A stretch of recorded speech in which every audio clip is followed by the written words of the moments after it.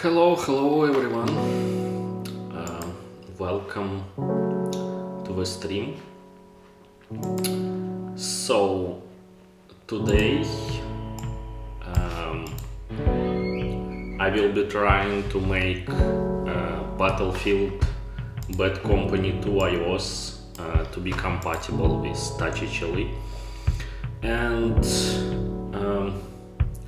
I will need to make few announcements about the stream on Twitter, Blue Sky and Discord, and I think after that we could start the actual stream.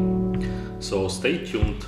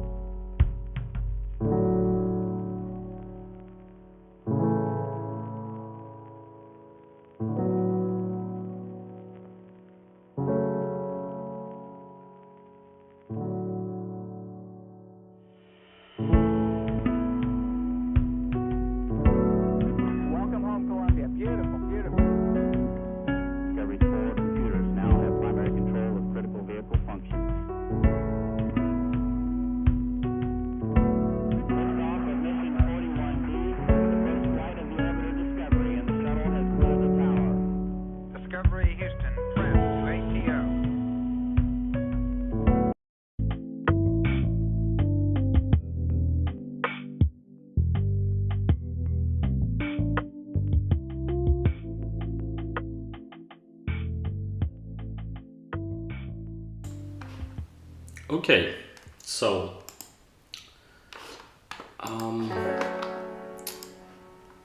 as usual, I will start by showcasing like the work in progress what I have on the game.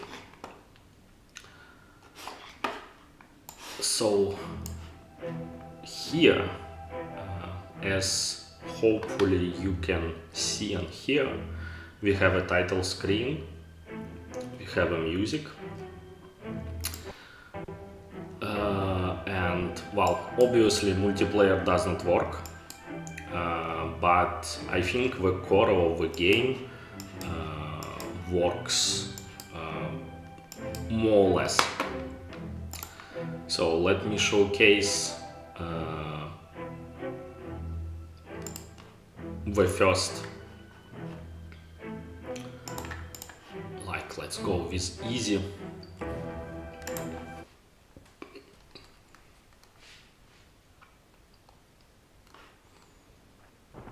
So, they sent us on this little errand. The Russians were planning some ultimate weapon down in South America. But this spook of wires had us retrieve a server with all the information we needed to pull the plug on it. I mean, how hard could that be? Sarge, you sure we can trust Aguirre's guide to the server? That's the way he wants it, that's the way we play. Besides, Flint has been flying this area for years. Says it's neutral. Nothing's gonna happen. RPG! Incoming! Down! Get down! Get down! Damn! Flint, you said this place was neutral! Yeah, man, lots of militia. Shooting everyone, so you know, neutral. Ah, great! We lose that server and we're in big trouble! I can take us down and then clear it if you want to check it out, man. Haggard, Sweetwater, you stay in the helicopter. Marlowe, on me. We need to secure the craft site. Yes, sir!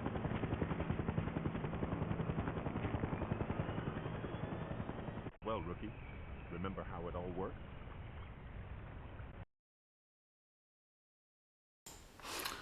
Okay, so let's see. Okay, Marlowe, it's showtime. First, let's reassess basic training. Let's start with looking around.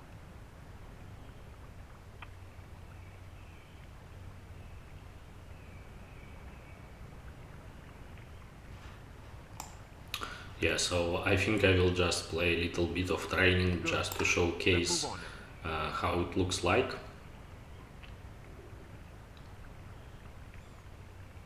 Follow me. And obviously this is like a game adapted for the touch screen, so you're supposed to use like two fingers on, well, the finger on each side of the screen, one in order to move and other one in order to look around. So here it's a bit problematic with just a mouse, but for our purpose to showcase the game, yeah. Enemy ahead. Let's approach silently.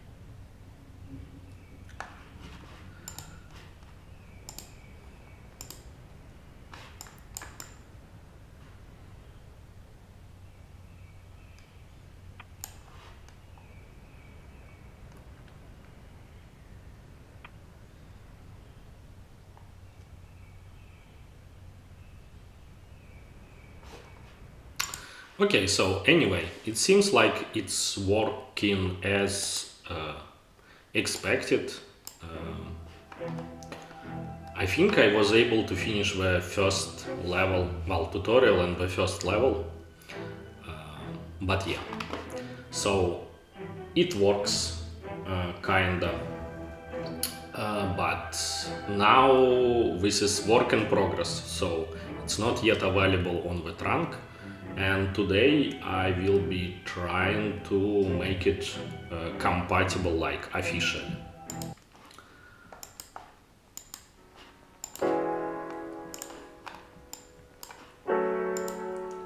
What games do you still want to make that will work in the future?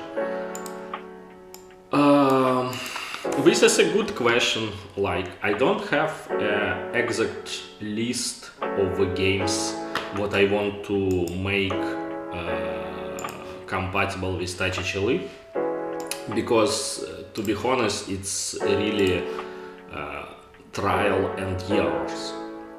So as hopefully you would see today, this is quite a tedious process to make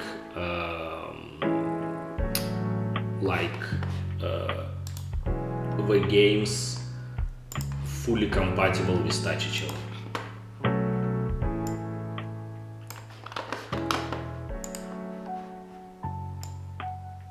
Okay, so let's see where we are. So I have a temporary branch called tmpbfbc2, and it contains a lot of commits in quite dirty state. So I don't know. Let me showcase something. Like for example, here I just commented the panic about retaining the static lifetime object. So I will need to figure out a proper way to work around here.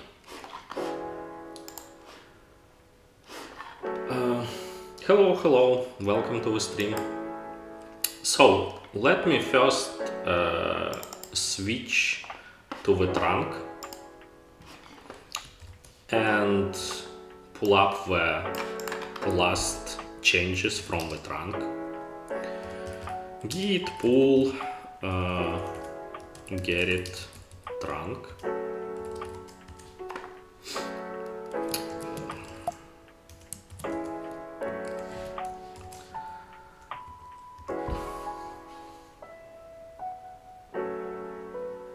Okay, so right now I am on the latest version of the trunk, and now if I try to run the Battlefield again, you will see what it will crash.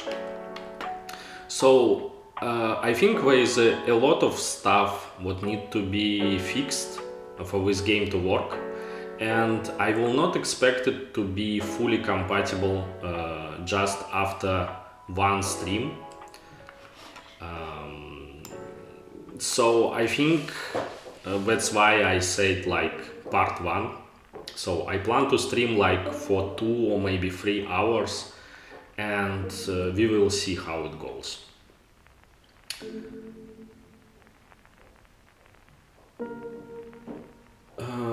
Hello.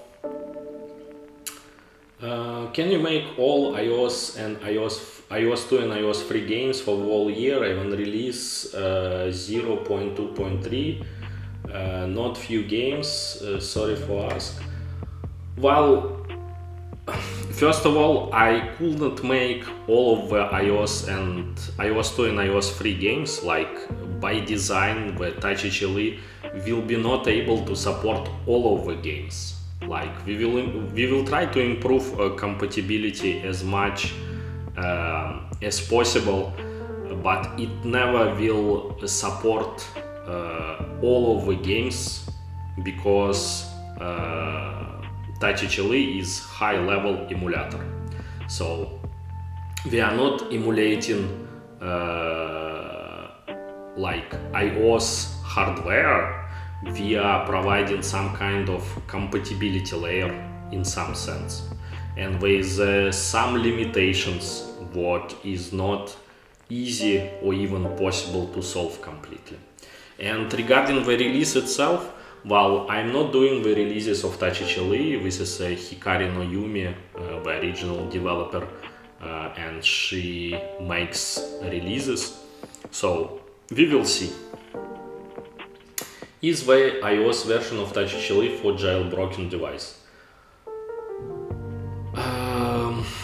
Well, no. So yeah, well, there is no version for iOS. At least there is no publicly available version for the iOS of touchHLE.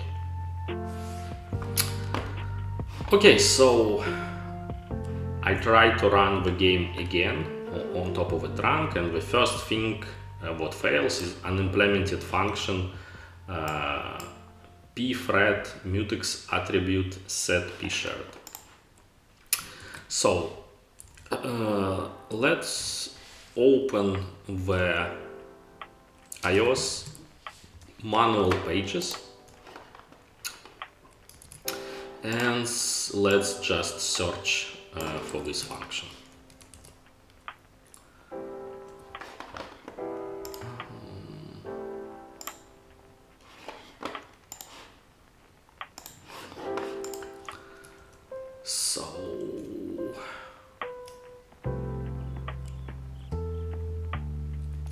Okay, interesting.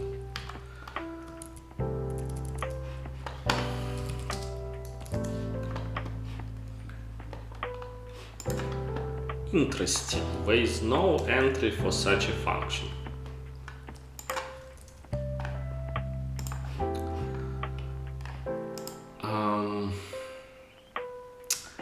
So I'm going to die.net and pthread mutex get pshared set pshared get and set the process shared attribute. So this is interesting because touchHLE only supports a single process. So for our use case, I think we can cut some corners implementing this function. But let's see. The pthread mutex array get shared function shall obtain the value of the process shared attribute from the attributes object referenced by other. The pthread mutex array set pshared function shall set the process shared attribute in an initialized attributes object referenced by other. P process shared to permit a mutex to be operated upon by any thread that can access to the memory where the mutex is allocated, even if the mutex is allocated in the memory what is shared by the multiple processes. P process shared private.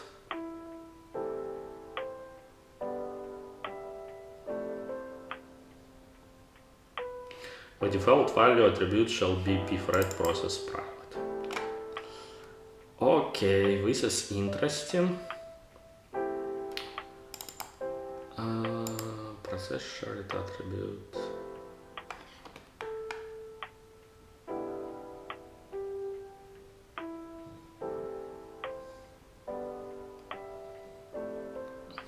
Okay, let's see. So this is like pthread, so we can go to the part of the touchHLE which implements pthread. Let me see.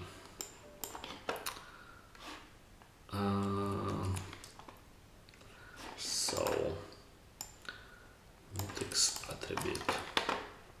So we do have this pthread mutex attribute here. So this is like, yeah, mutex attribute set type destroyed. Yes, I think this is a correct place to implement this function.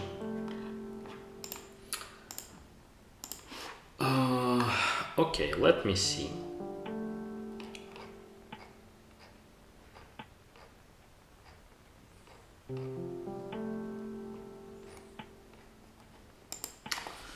So I already have some kind of stub related to the mutex, yeah, right here, and I will try to just kinda expand on it. So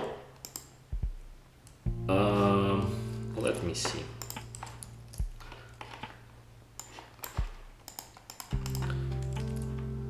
So this is a definition of this function in touchHLE, and as far as I understand the documentation, the default version of the attribute, well, not version but value, is pthread process private.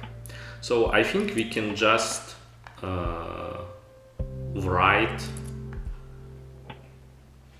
so get pshared attribute int. So this is not, this is mutable pointer to the i32 as far as I get, and here this is a constant pointer.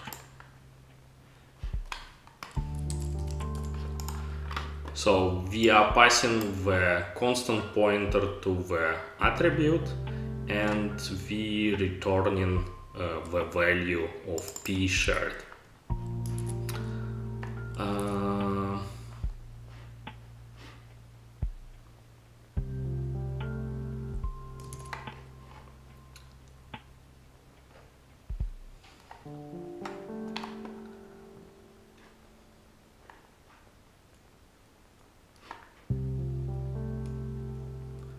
So this eventually should be a bit field with other attributes.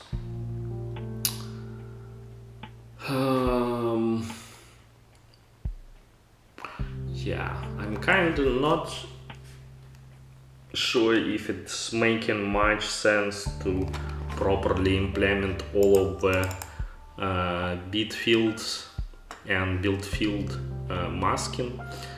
So I think what we can do is to, well, first of all check the mutex, check the magic of the attribute. So we can return 0, and we can just write the value of pthread process private to this pshared.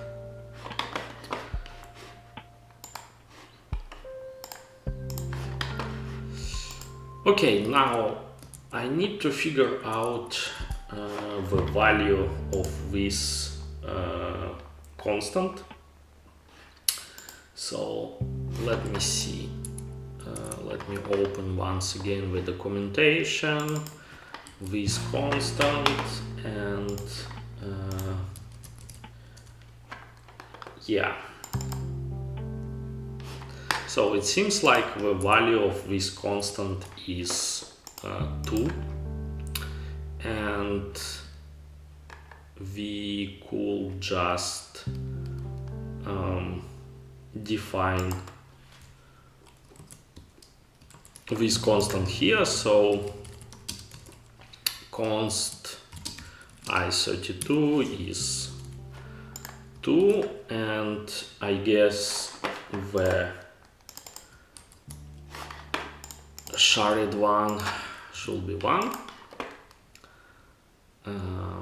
And I think it's a good idea to introduce some kind of type, I guess, but maybe this is not that important.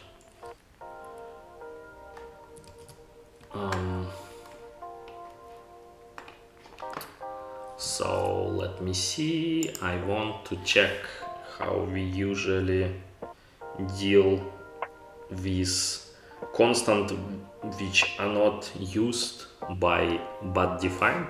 So I guess this is something like allow that code. Yeah, right. Yeah, I think that's it. Yeah. So I think I can define one for the shared, but for the private, so let's say is a default one, and we can just say environment mem write pshared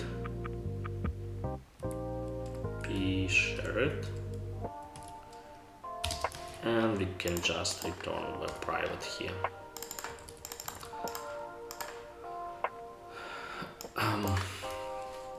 Is a default one.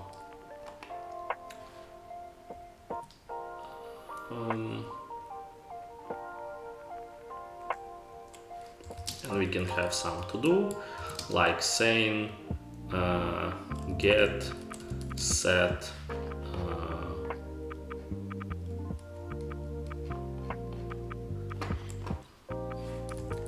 this attribute.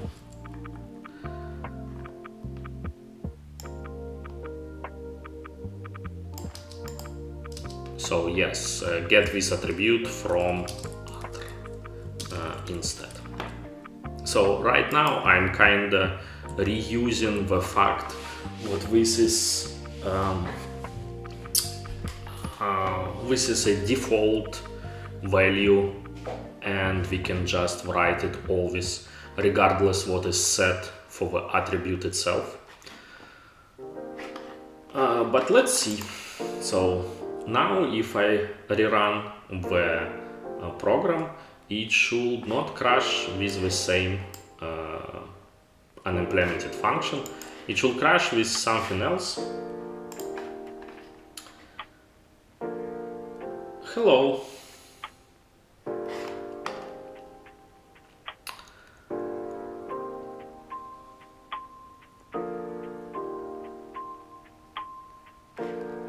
Yeah, so right now it's crashing with a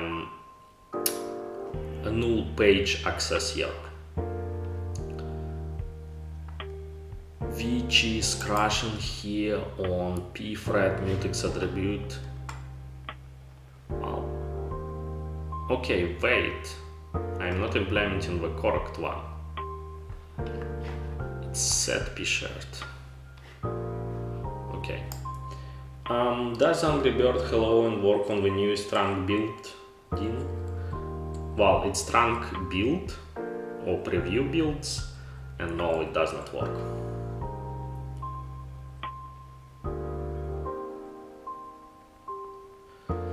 Also, now I think when you finish touchHLE iOS 2 to iOS 4 with all games and apps, what we will do now, like doing other coding or other stuff? Yeah, I don't know. For the moment, I'm quite invested in the touchHLE as a project, and it's interesting to me. But what will be like my next thing, I don't know. Okay, so right now I have not implemented the I implemented actually get pshared. But here I should have implemented set pshared. So indeed it should be i32 here, and it should be a mutable pointer to pthread mutex attribute. So we can just assert what pshared is indeed private.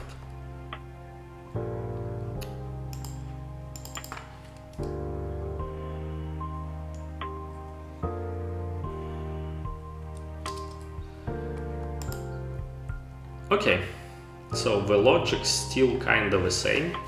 We are checking what the value with which set pshared is called is equal to default one. And if it's equal to default one, we just returning the success.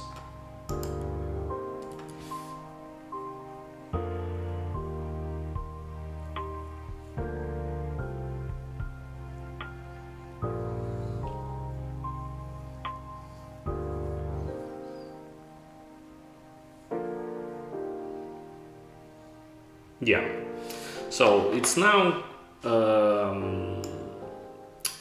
crashing on another unimplemented function, but it seems like this one should be okay. So I think I could run the linter just to check for the code formatting and stuff.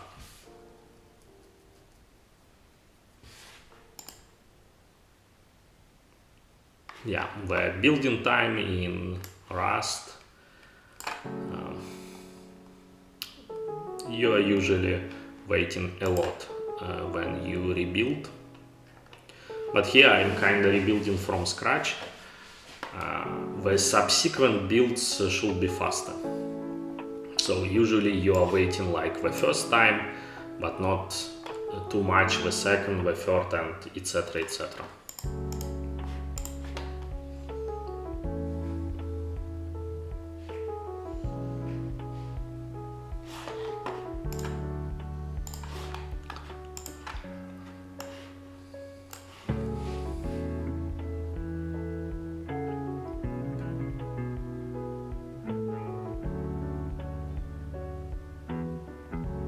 Yeah.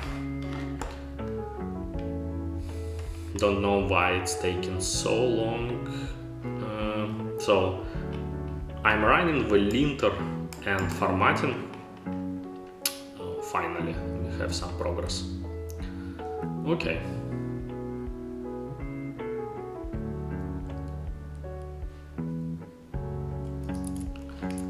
Okay, so I think I could commit this one. It's rather trivial, and we are just saying what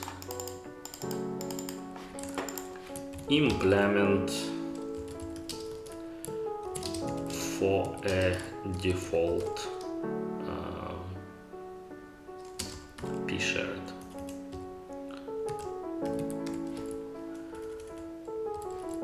For a default p-shared. Okay, so this is a kind of stubbish, but it works and it should be okay. Next one. So mem set check. I guess this stands for check. And like, first of all, let's try to find it once again in the iOS manual pages. You don't have it. Like, you have a normal mem set, which is a function to write byte to a byte string, but here it's called it's a checked version. So for example here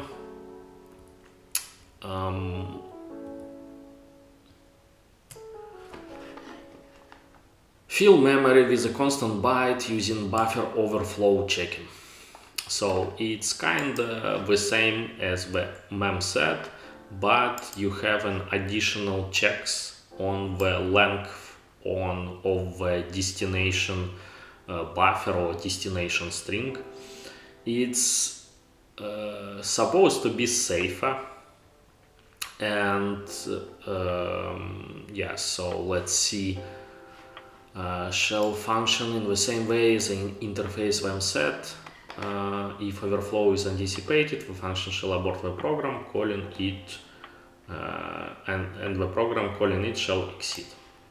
So basically there is a checks about the overflowing, and like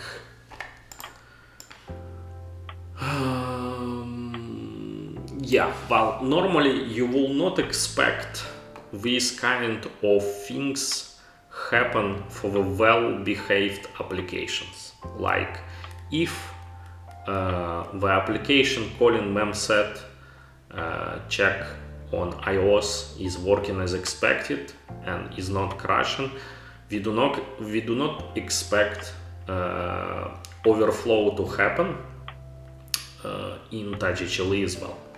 But in any case, let's implement some checks.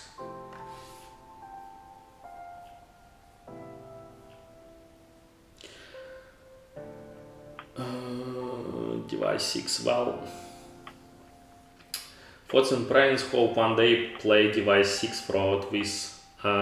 So as far as I remember, device 6 is like iOS 5 or maybe even iOS 6 game, so I will not have high hopes to play this game anytime soon.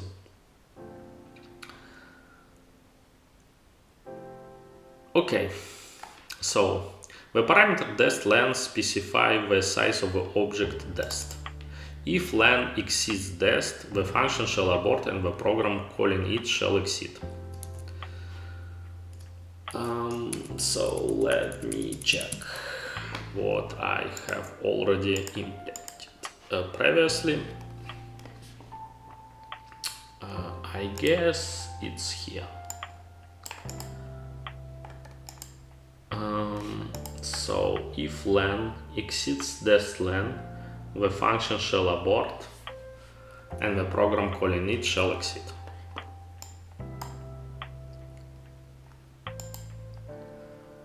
Well, I think this is it, to be honest. So let's see. We do have set here, and so is it actually shared? Yeah, so we do have vmemset. So this is the memset, but for the shared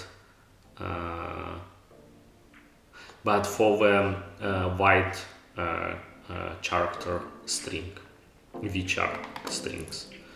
So let me see if we have checked version for this one. Okay, we do have. So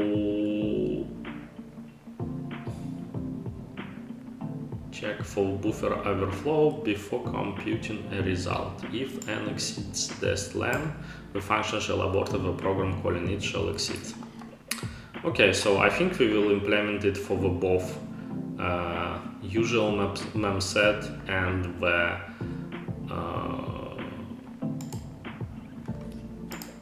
yeah, so I think we can implement it here. And I think we already have something similar in the function, yeah, buffer overrun. So yeah.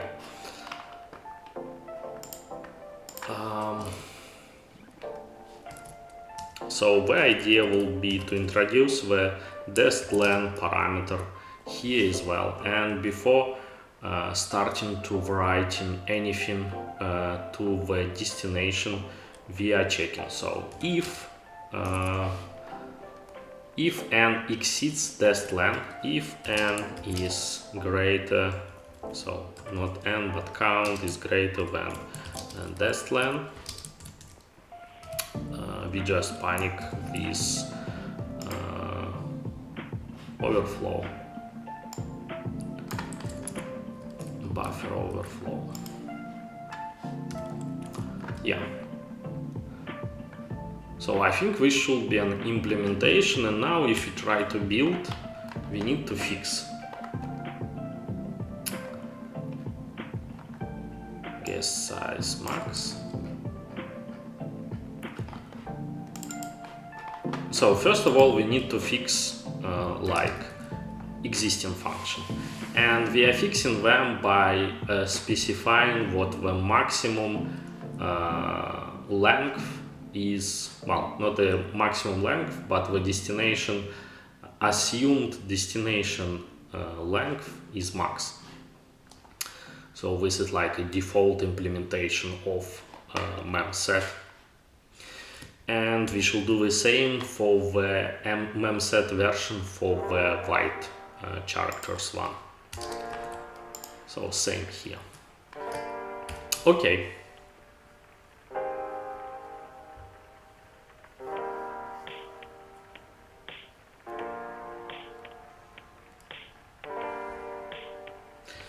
For some reason, building today is a bit slow, like 15 seconds. Okay, and now we can implement the checked version for. Okay, let me check once again one small thing. So for the max,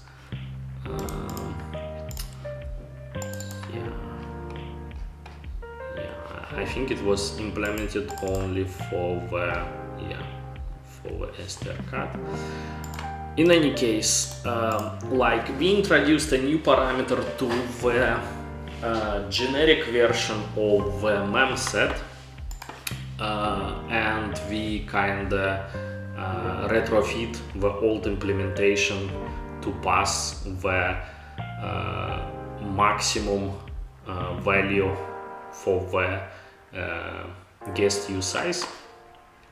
But now let's go back to the implementing the mem set with check itself for the case of the usual 1 byte strings.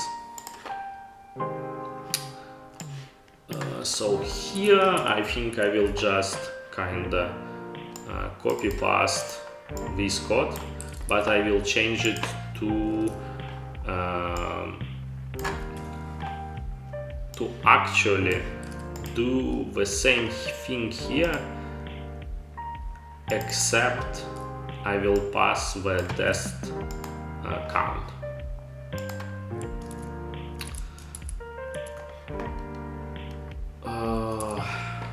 Yeah.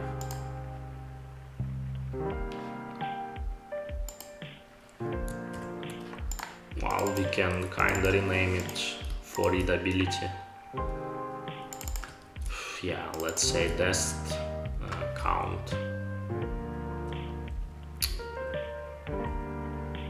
Okay.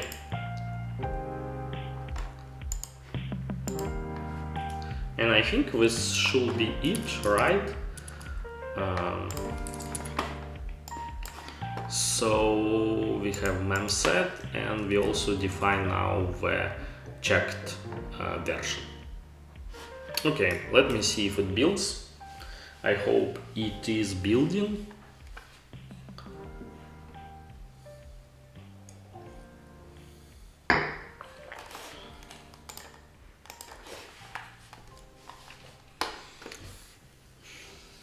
Okay, so now if I run this Battlefield Bad Company 2 again, it should crash, but with a different crash stack. Okay, so we are arriving at something what is not that easy to implement. OSAtomic adds 32 barrier, and if it reads like gibberish, because it is gibberish. So this is the special case functions which performs like thread safe operations on the variables.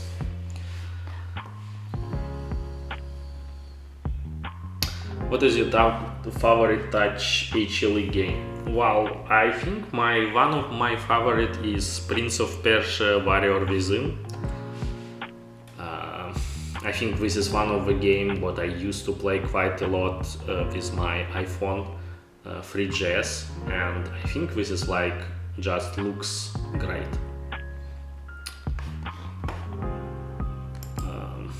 But I love all of the touchHLE games equally. Okay, let me see. So,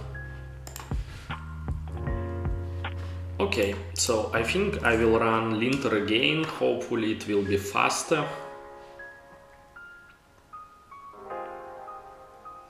Yeah, it's faster, and we can commit it with some kind of small message, implement mem set check. So let's see, once again we edit the buffer overflow, we check if the count is greater than destination count, and we pass the maximum value for the guest use size in the case of the normal functions. It should be okay. Now, OSAtomic adds 32 barrier. Let's first check in the Apple documentation. Yeah. So, as you can see, there is a lot of those one, but maybe we could do some kind of shortcut, and I will explain in the moment why we could do a shortcut, because to be fair, this is quite tricky to get those functions right. So let's see here. So this is a definition of the OSAtomic at 32 barrier, and let's read the documentation. The functions are thread and multiprocessor safe, and there is a lot of complexity comes with the safety here. For each function there is a version what does and another what does not incorporate a memory barrier. Barrier strictly order memory access only weakly ordered architecture as PPC. So the thing is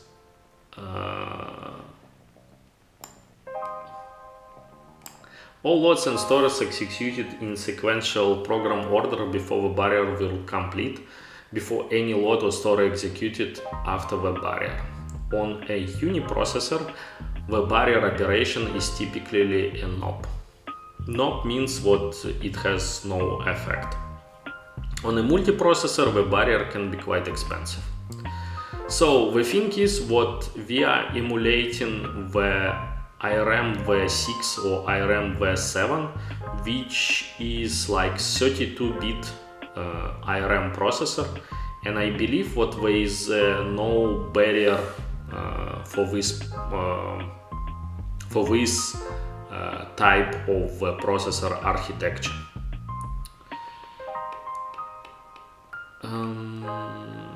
So let me actually check that. So I want to search for IRM v6 memory barrier.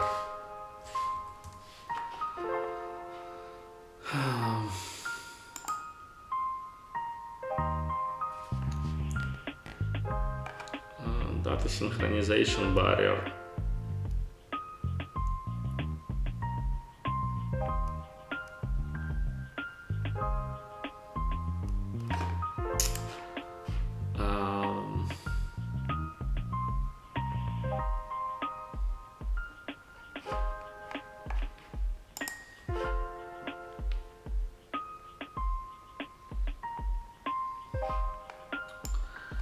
Memory barrier is a general term applied to an instruction or sequence of instruction used to force synchronization events by a processor with respect to the retiring load store instruction in a process core. A memory barrier is used to guarantee completion of the preceding load store instructions to the programmer's model, flushing of any prefetched instructions prior to the event, or both.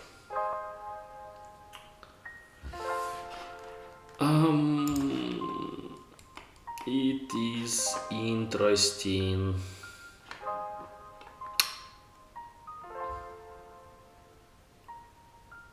For some reason I thought what IRM v6 does not have proper memory instruction. Let's see.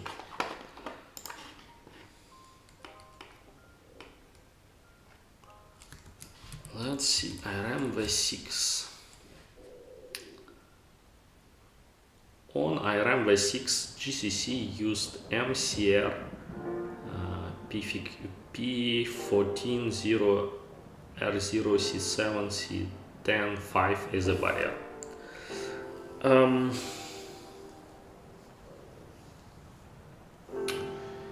Yeah.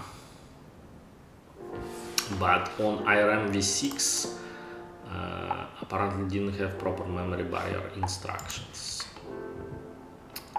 Okay, let me see. There was something else here about the barrier.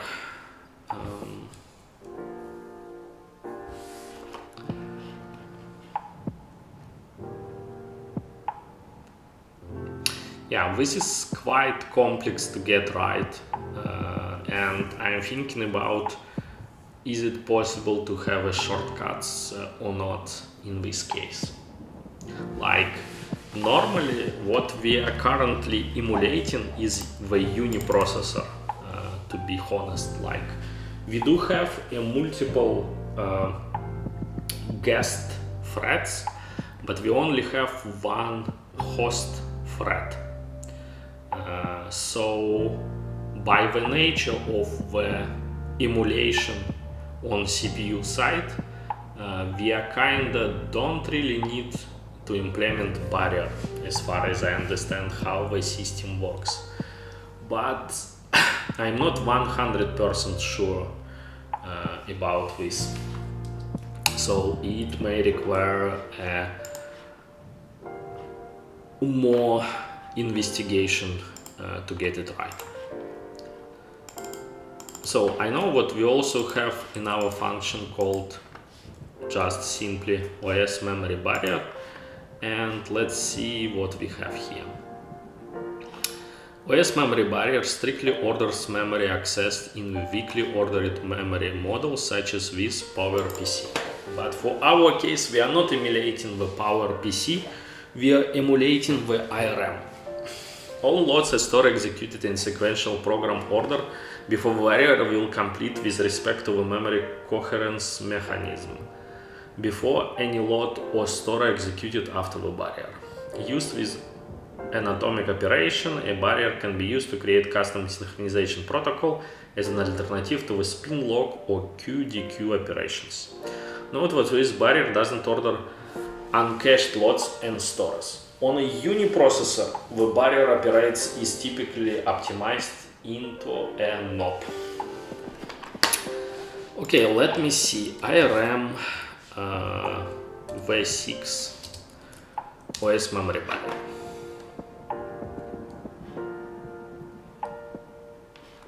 Or maybe iOS OS memory barrier.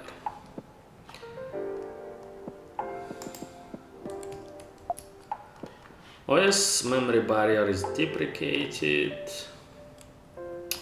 Yeah, I love finding those Stack Overflow questions without any answer asked 6 years ago.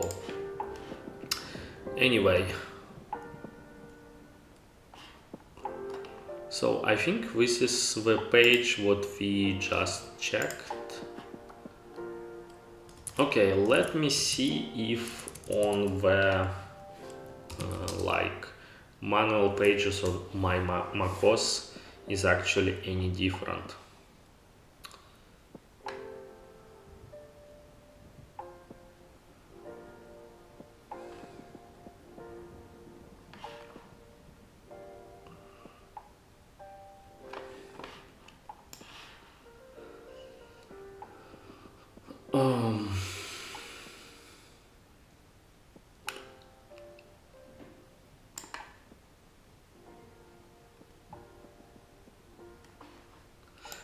On some platforms, such IRM, the barrier operation can be quite expensive.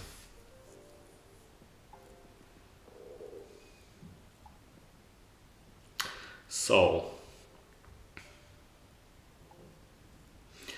I think we could actually implement this by making some very bold assumption around how touchHLE actually implements the CPU emulation. So let me check again which. So the function what is we are trying to implement OSAtomic add 32 barrier, and I would like to run into the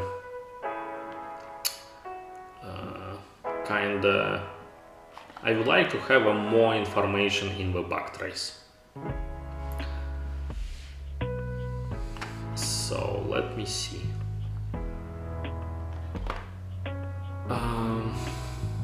what is quite strange, what we are not even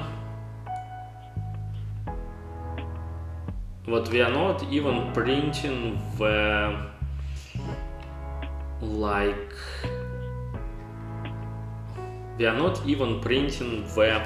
program counter or link register. Like, it seems it's crashing during the initialization process. Yeah, calling static initializer 4, and we are crashing inside the static initialization.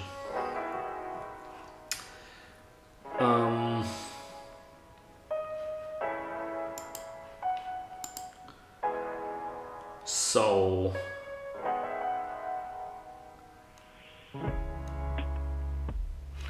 let me check in which function we actually crash. So let's say func here, and I will say something func. Does it work this way? Let me see. So I want to understand in which part of the program we actually crashed. Okay, so this seems like it's this function, and I would like to see in Ghidra what is going on.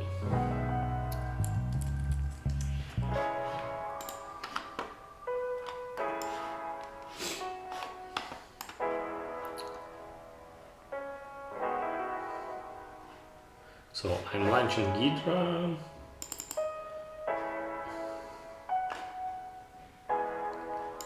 And I already imported the Battlefield binary inside Ghidra. So here I want to just check this address. So if I press G, it opens GoTo, and I can just patch here the address. So it seems it's calling these two functions. The first one is, yeah. So it's calling, so this is kinda some kind of a synchronization primitive on the OS global ref. And I guess this variable is shared across multiple threads. That's why it's called this OSAtomic at 32 barrier. And it's called with a parameter and with some kind of reference. So let me check again the signature of OSAtomic at 32 barrier.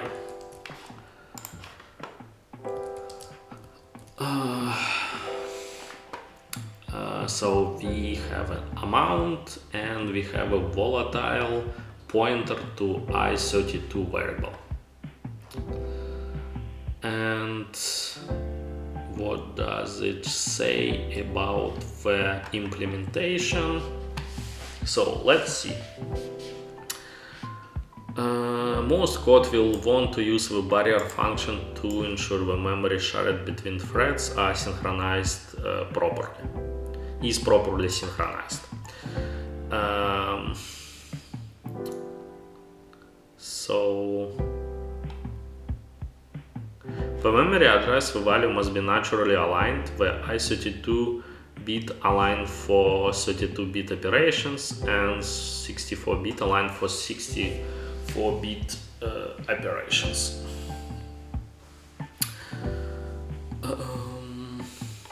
I'm not seeing actually the part about adding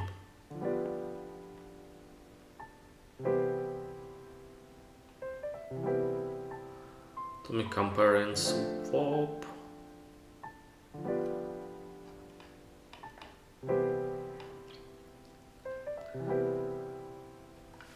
So I'm assuming how this function is supposed to work. We have a variable which is shared between threads, and we have an amount what we want to add to this variable.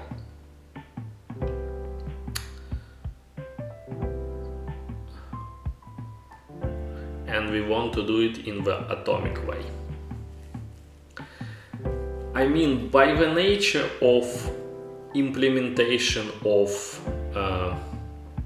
guest to host calls in touchHLE, we have a guarantee that up until the method executed on the host side is finished, there is no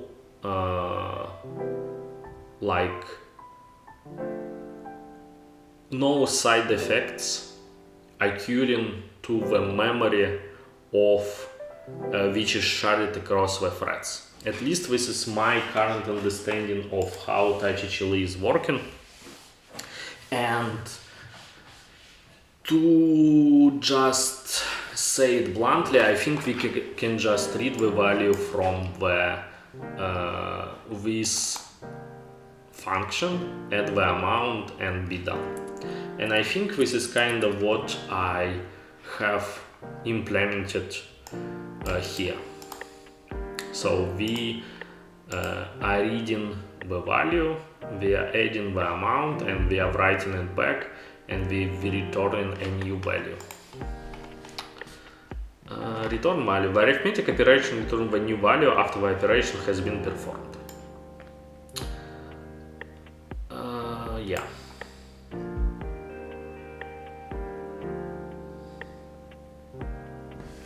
So let me also see. Yeah, it should be in libkern OSAtomic. So I think we should create the new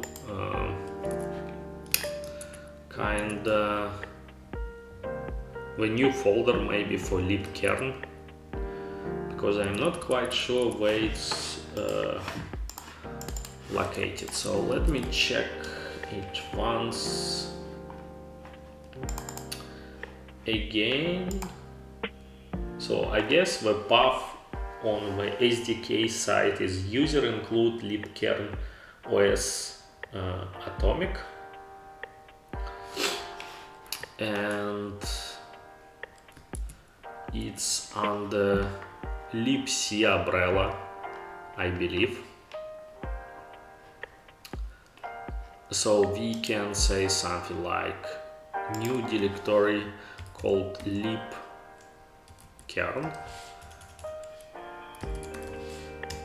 and we can also create the new file, say libkern,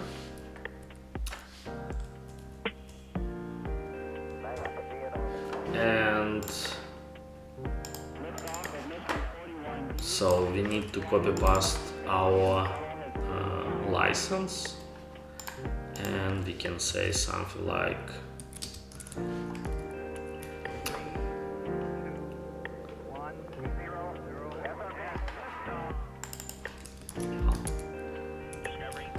we just say something like libkern, and let me see.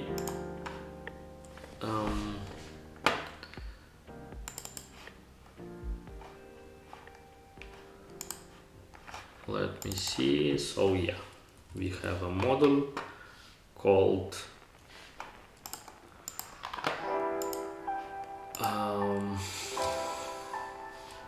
OSAtomic,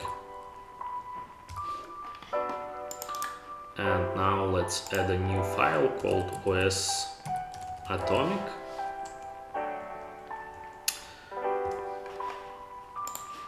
and let's see if it's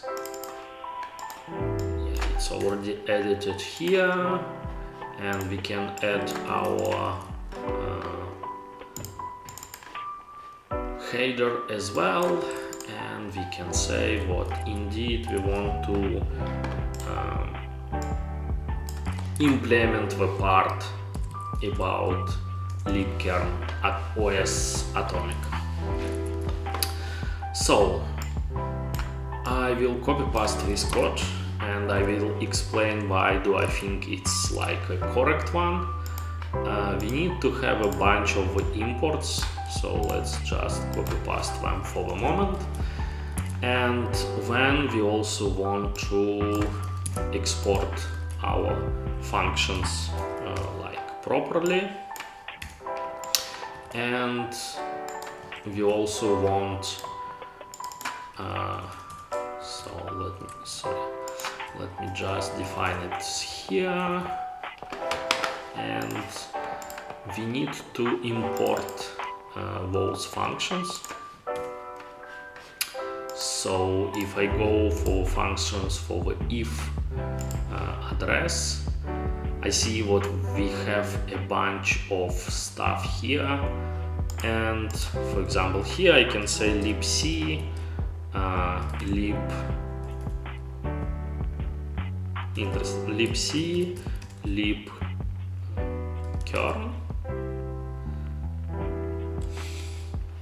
Okay, for some reasons it's not yet imported. Let me see. Well, I should define it here as well.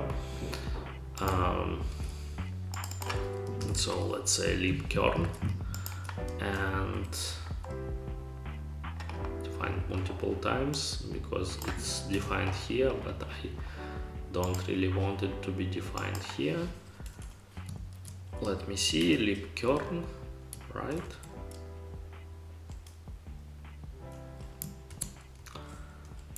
And then, well, I need to also define the OSAtomic submodel as a public one. And we have functions. Okay. Nice.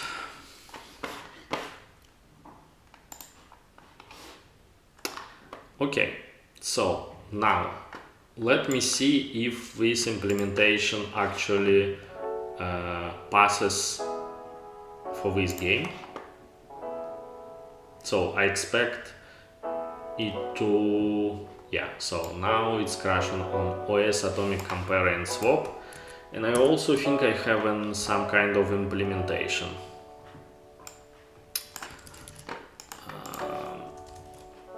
Yeah.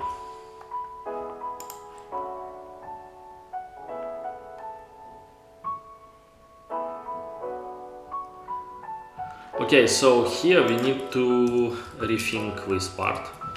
For the moment I just want to see if it's actually working as expected or not.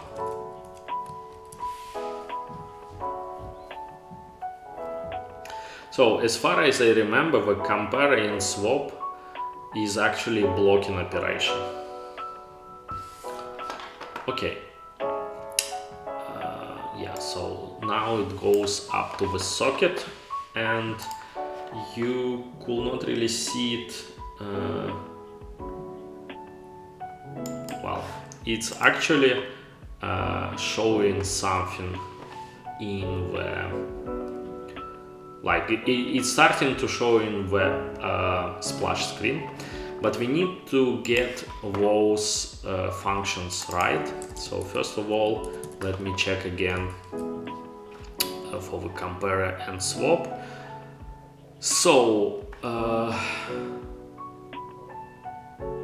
compare and swap, there is explanation. The OSAtomic compare and swap operation compare alt to the value and set the value to a new value if comparison is equal.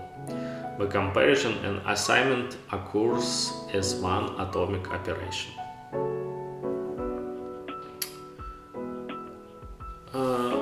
The one thing what I'm kind of not really understanding is it blocking?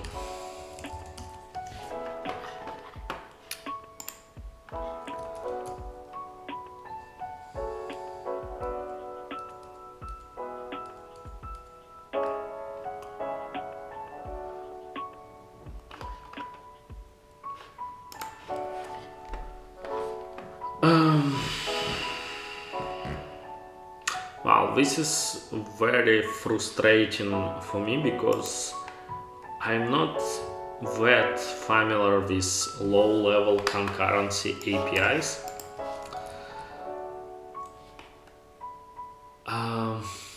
So the OSAtomic compare and SWOT can be used to log free lazy initialization like this. And there is a shared buffer, and if buffer is null, we are collocating the buffer. We are checking what the new buffer is indeed could be placed inside the new one. So if there is no buffer, we create one and then atomically write it to the buffer if buffer is null. In the rare cases that someone else set the buffer at the same time as the current thread, we simply free it. Since the compare and swap method is atomic, there is a thread safe way to lazily initialize values. Okay, so I don't think this is a blocking operation. But we do still need to have some kind of explanation why this set of functions is working as one should expect.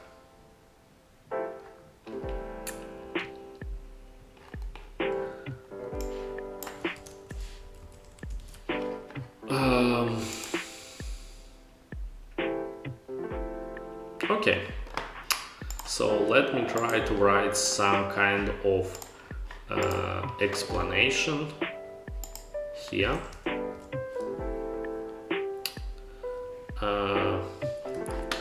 So let me see.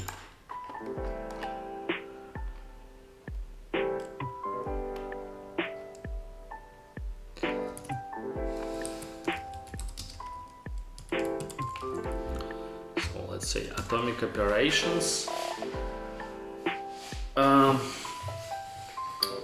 So right now touchHLE is a single host thread application.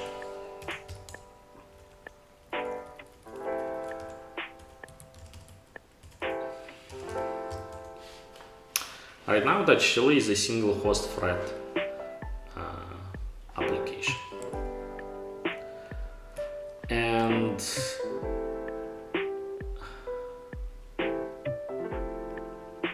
so actually I want to check how the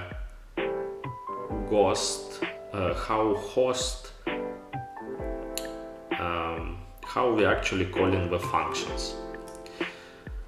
So I guess we have some call functions implemented as a macros. So for example, call from guest. And so this is implemented as a macro.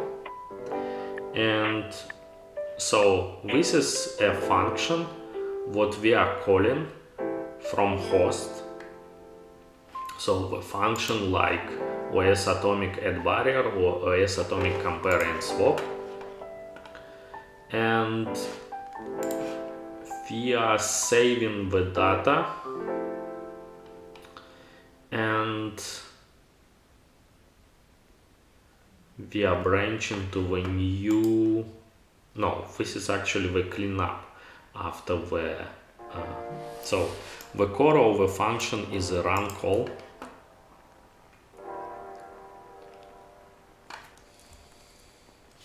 And we actually keeping track of which thread in the host. So in the host function,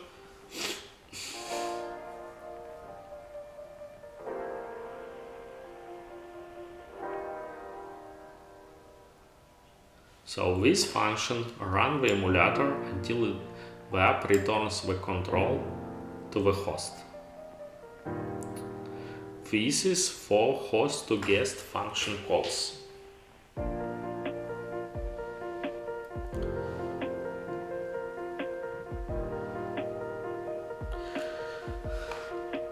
So this part is a little bit concerning, because it says that this may execute the code from other threads while waiting for the app to return the control on the original thread.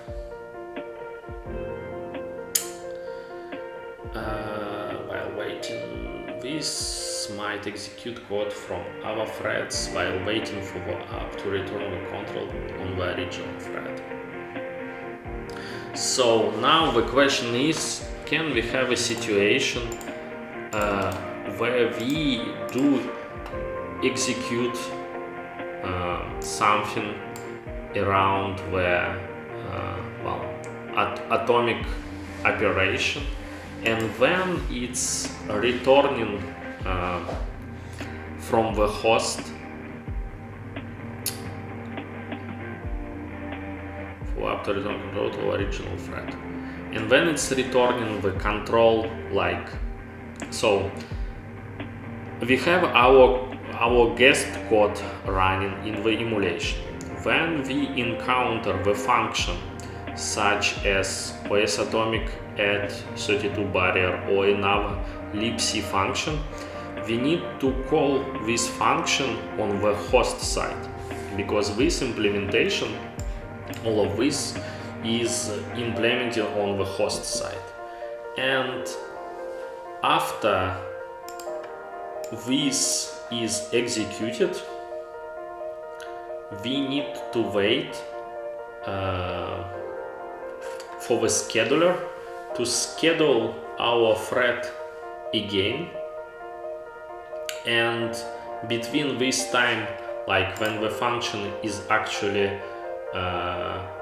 executed but have not yet returned the control to the guest code, we could execute some other threads.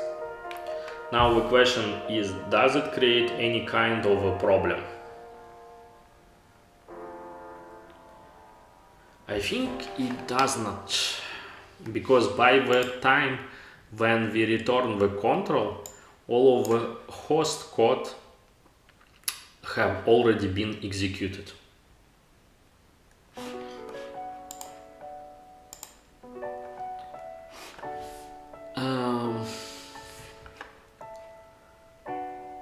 Yeah.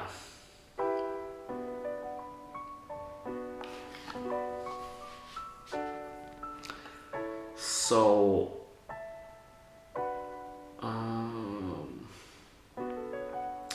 note that this may execute code from our threads while waiting for app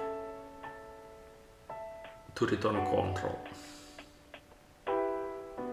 But I think by this time we already executed all of the code. At least I think so.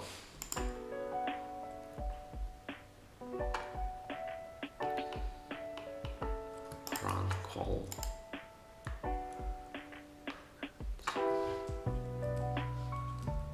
Let me check this part again.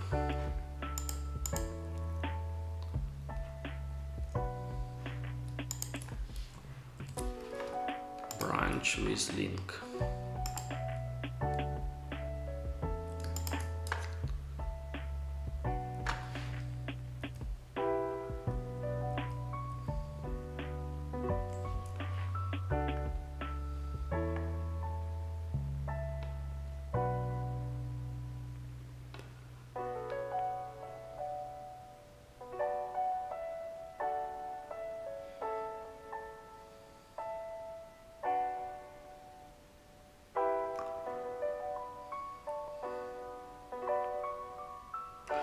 Okay, I want to have some kind of little experimentation. So here I will say something like starting OSAtomic barrier, and here I will say to do. So what this will do, it will print this like the starting of execution, and it will kinda crash here. So I want to see if during the execution of this part of the code will we see any thread switching. And in order to see this as well, I could go to the log.rs, no, not this file, another file, this one, and I could say what I want also to print the logs from the environment. And these logs usually prints the state of the threads, and if one thread will be switched to another one, we will see it in the logs. So let's run it like this and see if we can see some kind of a thread switching in this function.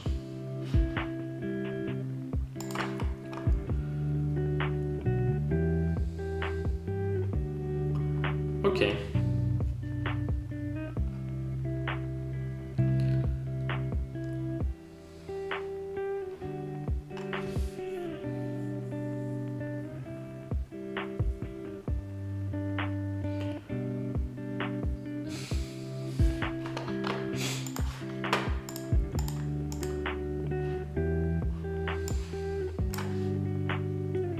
So I think this is kinda, well, it's not proven yet, but it's showing us what it's indeed seems to be not a big of an issue. Let's check this function as well.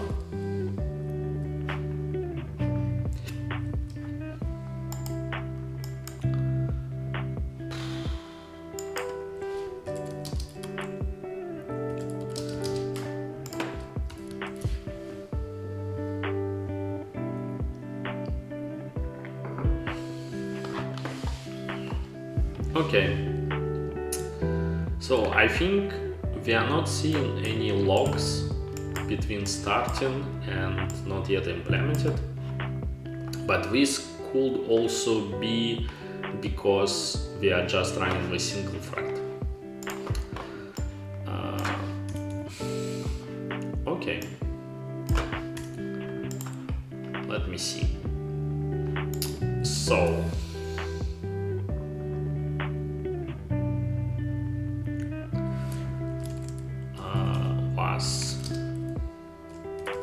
the execution of host functions could not be interrupted.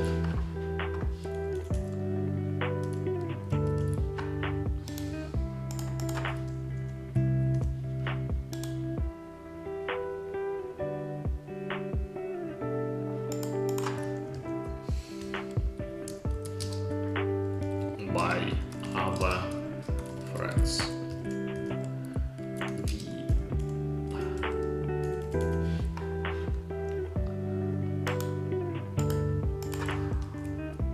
Was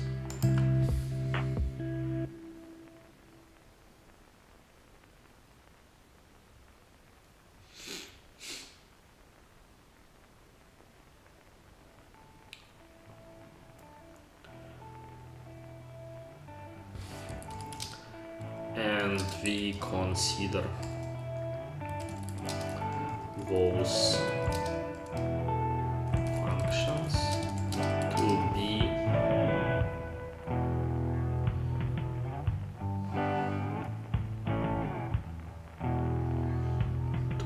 atomic, and we consider host functions to be atomic.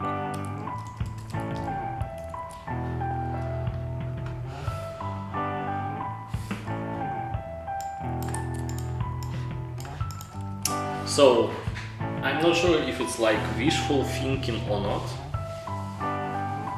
but it seems like a truth.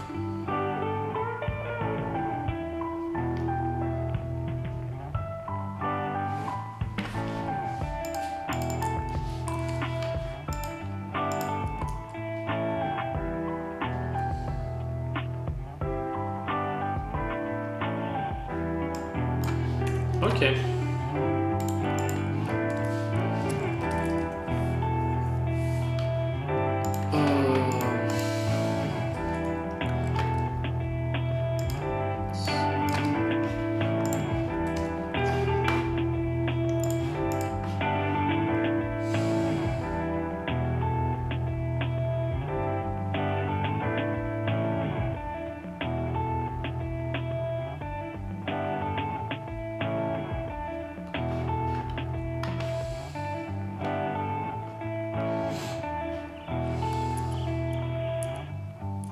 Okay, so I think we do have, so this one I don't need it, libc, libkern log I don't need anymore,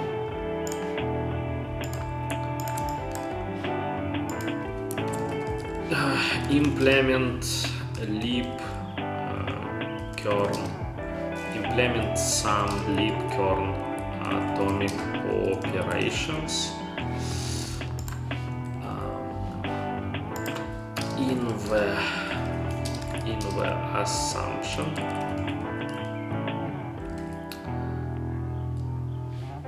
of for single threaded host. Implement some libkern atomic operation for single threaded host. Yeah, so I think this is it for this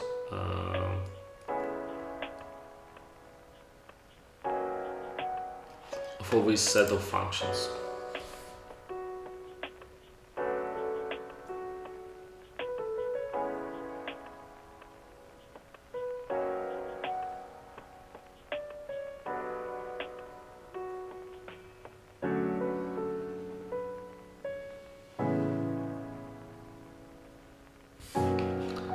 Okay, I'm committing it. So let's switch back to the release and let's see.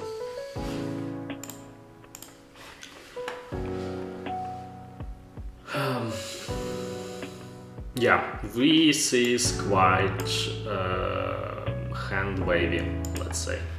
I think I will need to double check off stream with more knowledgeable people if it's okay or not to implement it like this. But anyway, we are now arriving to the socket function, and socketing is usually used for the like internet communication, multiplayer communication, stuff like this.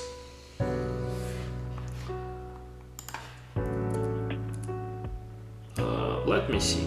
So let's go to our beloved iOS manual pages and let's search for the socket.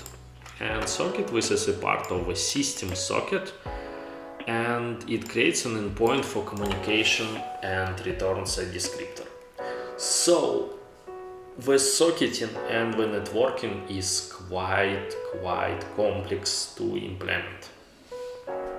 And I think for our purposes, we don't really need the socketing if we are concerning with the like single player mode.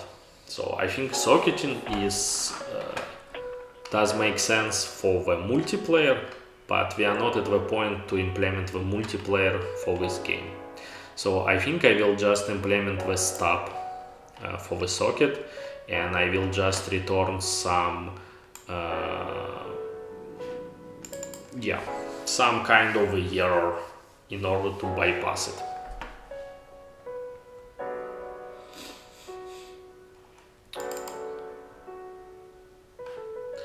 So let's see. So let's go back to the touchHLE code. Now we are concerning ourselves with the sys part. and we want to create a new Rust file called socket. So we do add our header, and in the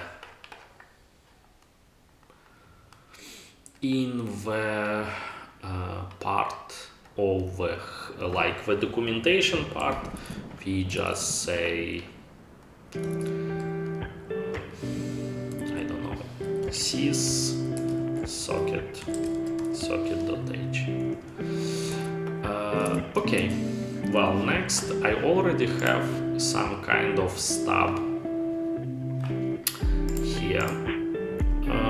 Let me see.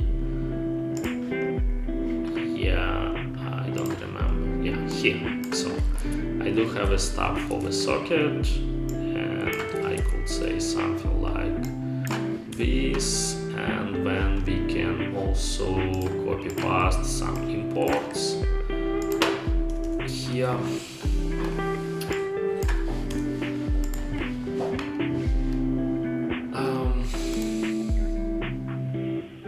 Yeah, and also I want to choose which error I want to set.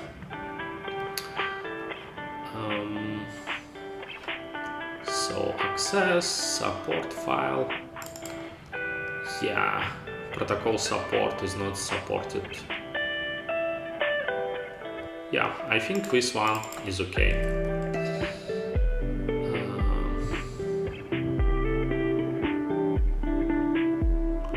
So socket type or protocol type. What we have here.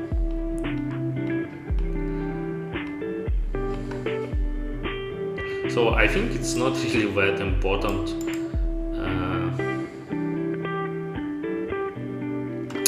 What is the protocol type?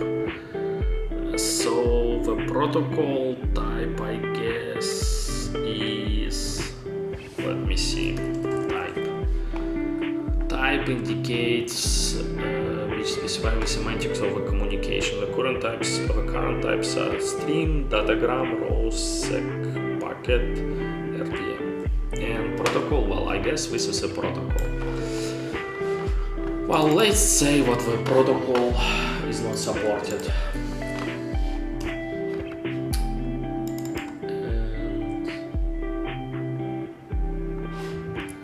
We can define it into the erno. So here we can say what the protocol is not supported. I believe the value is 43 for this kind of stuff. And then we can also set erno. We have a helper function here.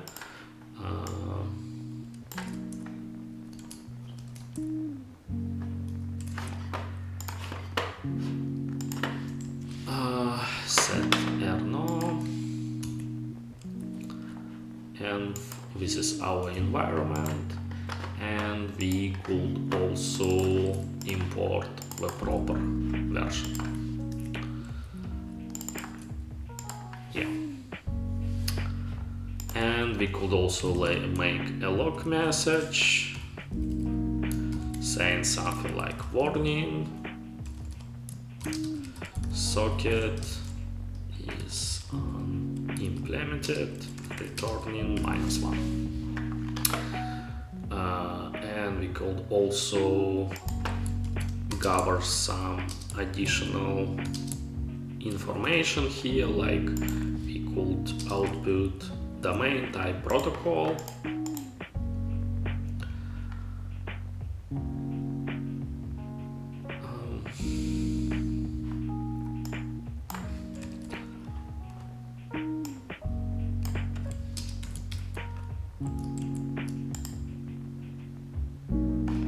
Let's see if it works.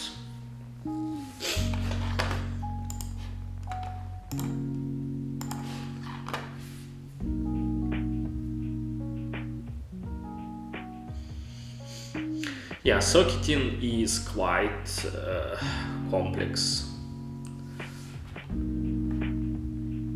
Yeah, so I mean I declared the function, but I have not yet using it anywhere. So we need to go to the function list and we say what now we want to also use sockets. So socket, no? Well, we need to define it as public one. And now it should work. Well, now it should at least crash in the different part of the application.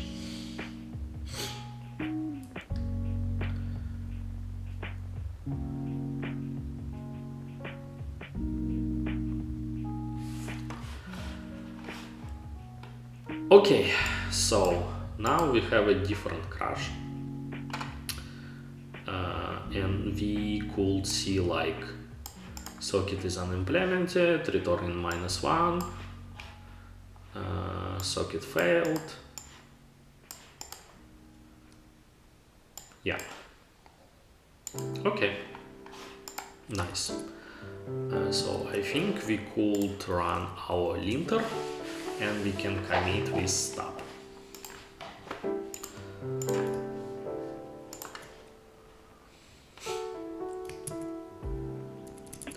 So we can say something like start for socket.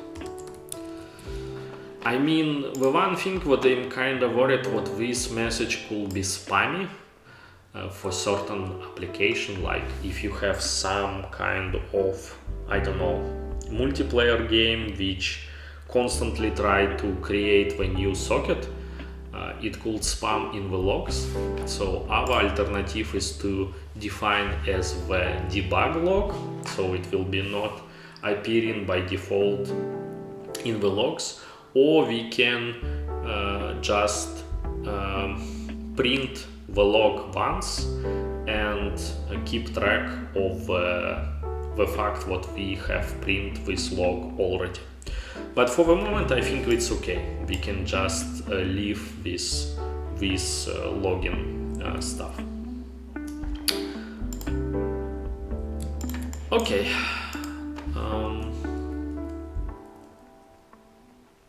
Okay, stop for socket. I think it's okay and we can commit this one. And the next one is about NSValue. And this is not that tedious to implement actually. So if we go to the NSValue, I think we could just assume what we want to store the pointer as the unsigned int of the size 32. And let me see if I already have, yeah, I already have some kind of implementation here.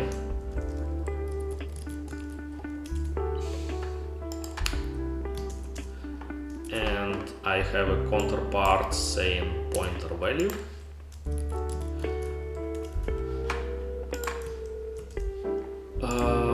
And what I'm doing here, so I am implementing value with pointer as NS number, and I'm when returning the pointer value as so I am checking what this is indeed NS number, and if it is, I just return the unsigned int value here. Let's see if it's this working as expected.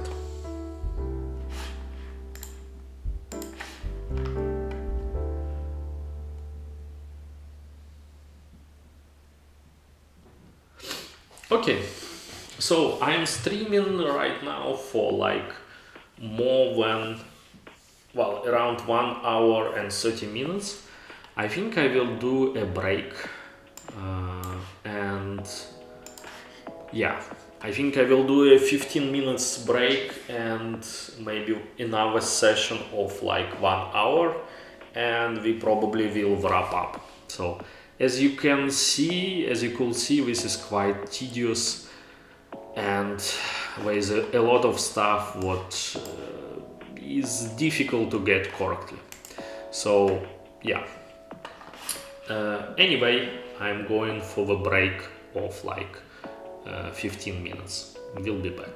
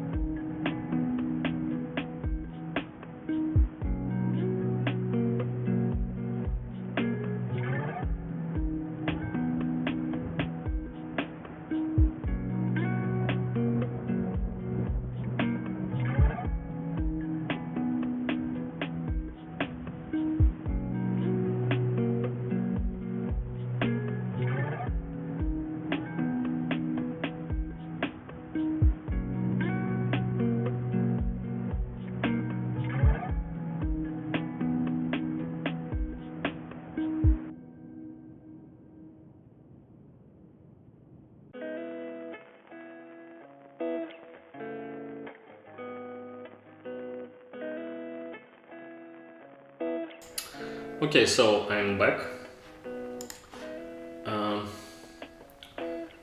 Are you bored or not? Just ask, sorry to ask that. Well, good question. But the better question is, am I entertained? I'm alright, thanks for asking. So, in any case, what I'm trying to implement right now is NSValue value with pointer. And let me check into the documentation.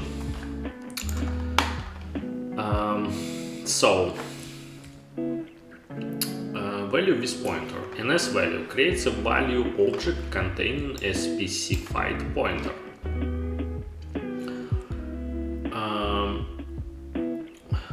The method is equivalent of invoking value with object C type. The method doesn't copy the content of the pointer, so you must not free the memory at the pointer destination while the NSValue object exists. NSData object may be more suited for arbitrary pointers than NSValue object. And pointer value is a pointer to void. If a value object wasn't created to hold a pointer size data item, the result is undefined.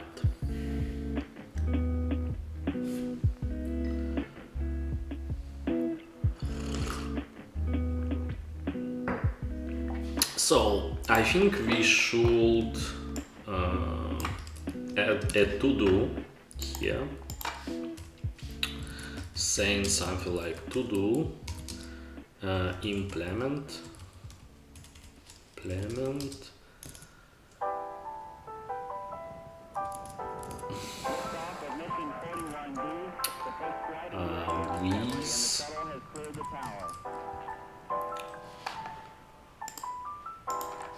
instead. Every 4 computers now have primary control of critical vehicle functions. So, and here we could say something like according to the docs. What I want to say.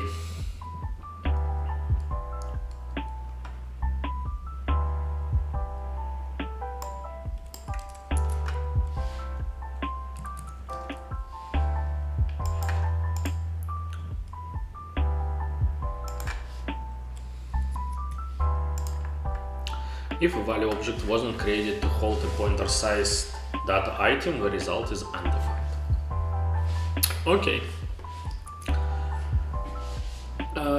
So I think I'm more or less happy with this implementation.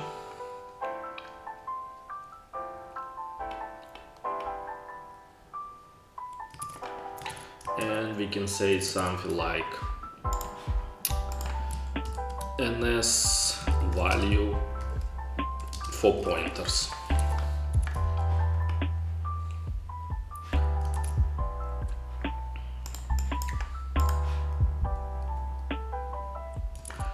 And let me check the signature. So here it's mutable void pointer, and here it's constant void pointer.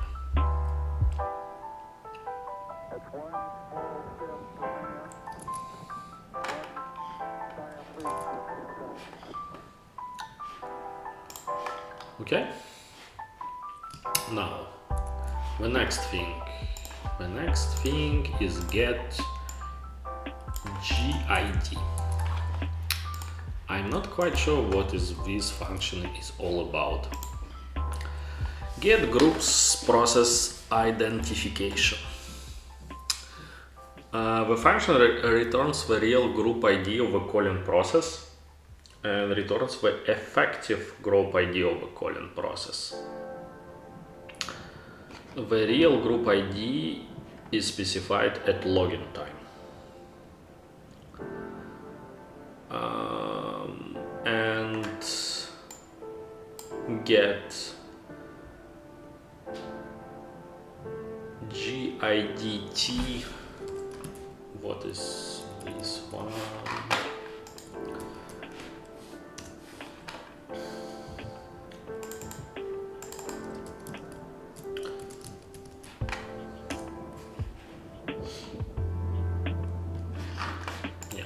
it seems like it is. Let me see. I think I have a stub for this function. Let me just check. Yes, so this is UniSTD, and inside UniSTD, yeah, we can have this function.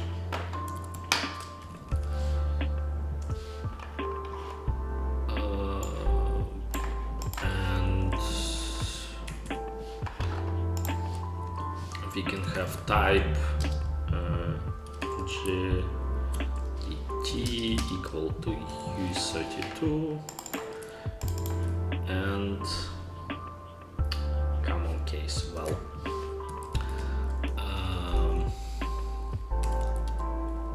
case allow non-snake case.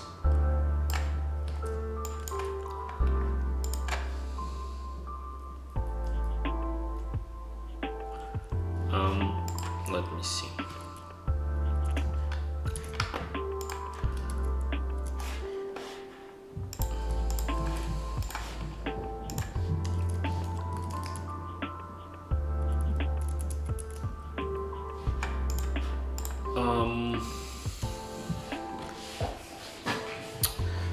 So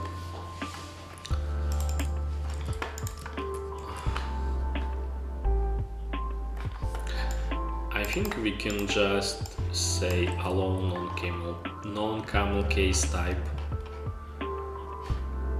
Yeah, the same way as we define it here. It should go away, and we can have a log saying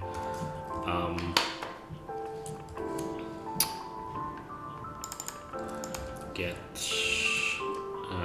the ID and it's returning 0. Let me see if it's working or not as expected.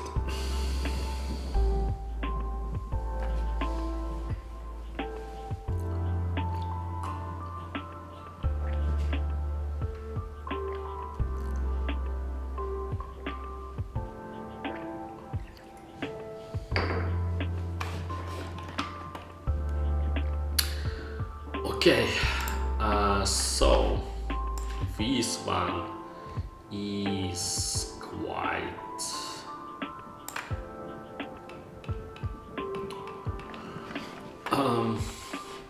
so first of all, let's say to do for this function.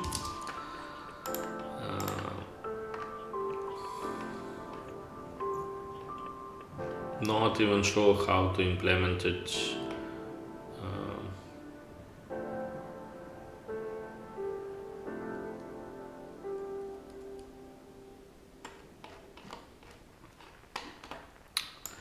Yeah, like first of all, let me move it here, for example, and say something like not a real value.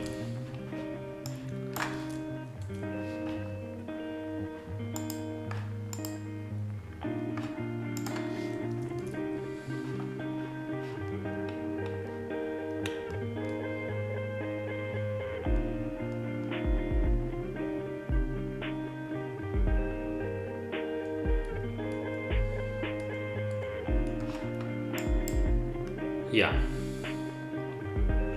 So I'm not sure why this type is defined as a public one, but in any case, yeah, because of ptrace.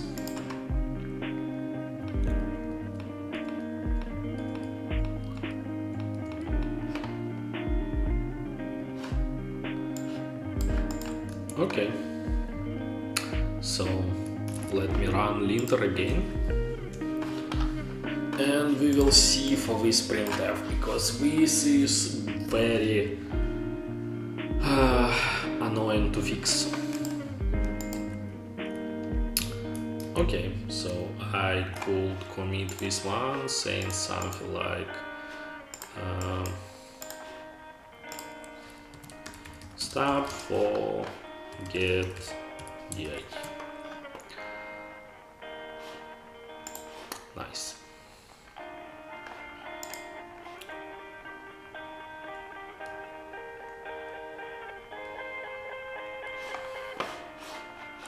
And I also think what this is a good moment to push the changes to the GitHub.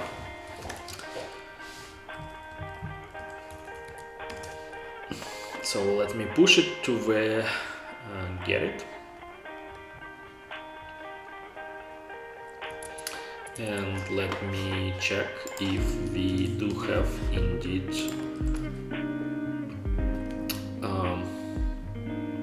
CI builds starting to process those last changes. Well, it's usually taking some time.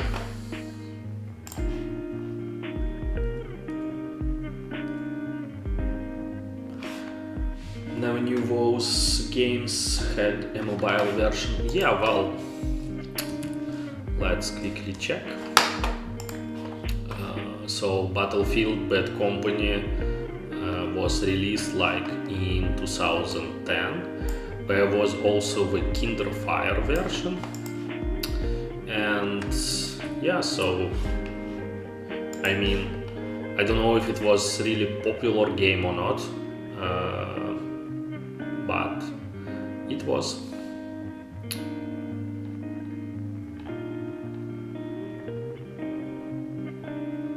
And what I heard about the game, like the single player mode was good one, and multiplayer was kinda not really great.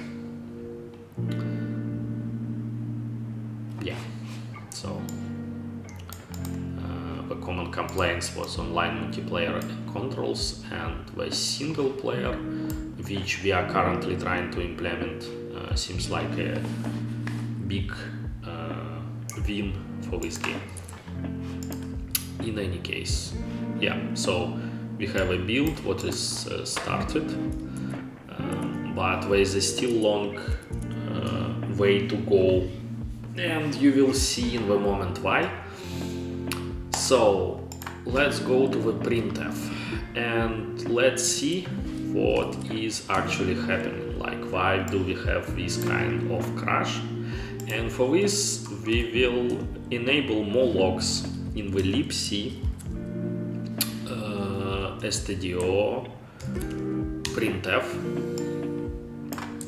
and by adding this string to the enable models, it will output the debug logs which are normally not produced for the printf model. And if we run the game again,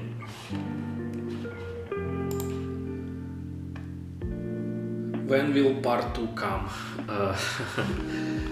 Look, we have not yet finished with the part 1, so I don't know. Let's see how well I could progress today, and we will see for the part 2 later. Okay, so it is crashing here, but it's not printing. Yeah, so it is trying to format here.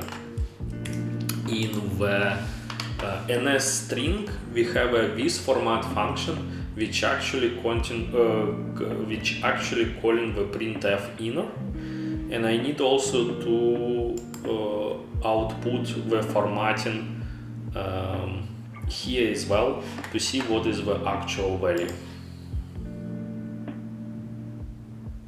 Any possibility of supporting multiplayer online in the titles in the future? Well, I couldn't really say for sure, but yeah, well, I guess technically it could be possible, but it's quite tedious, and as far as I know, no one have plans to work on the support for the networking. So yeah, this is definitely a possibility, but I couldn't say more than that. Okay, so as you can see here, it tries to format this kind of string, like %, and then add sign, this is a placeholder for the string. Like we are trying to replace this placeholder with our string. But this part having zero sense to me, because %I will be considered as the specifier, which doesn't really exist. So I think what is happening here, what the string itself is really malformed. Except if we have some kind of a private extension. Let me see.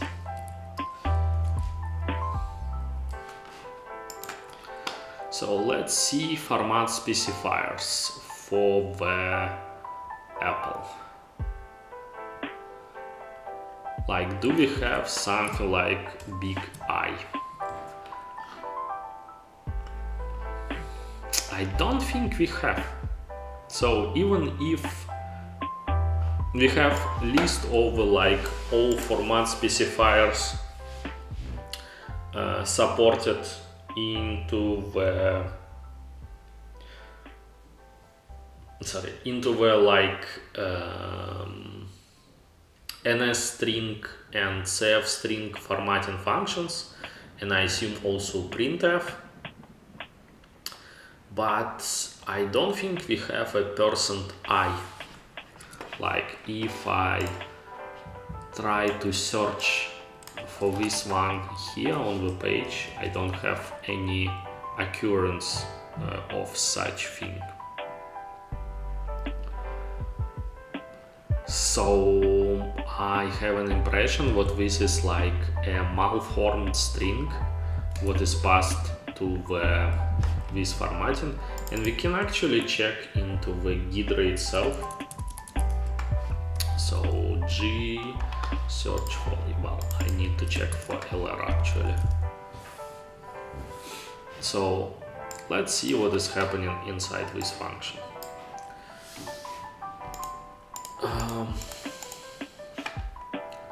So it is calling the string with format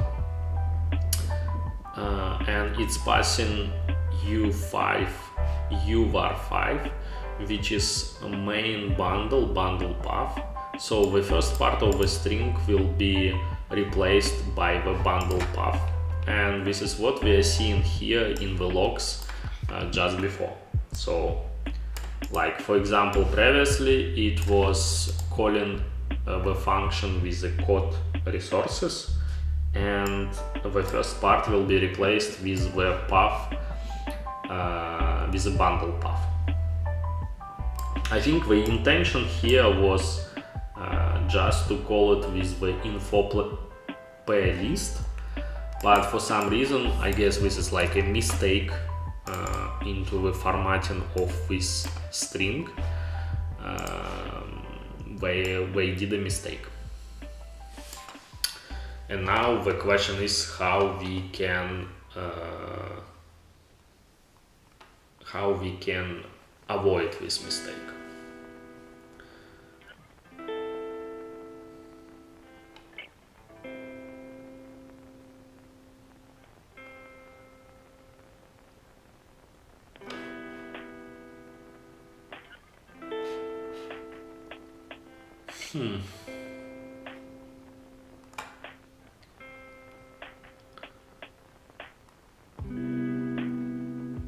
This is quite strange, this function.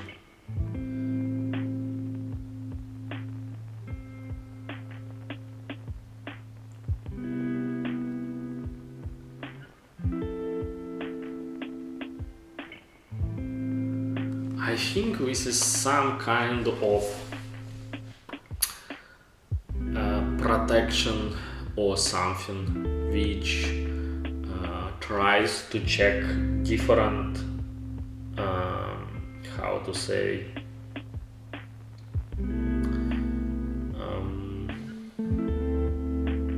it's trying to check different metadata about the application itself and the running process, like checking what we are running is not running under the root.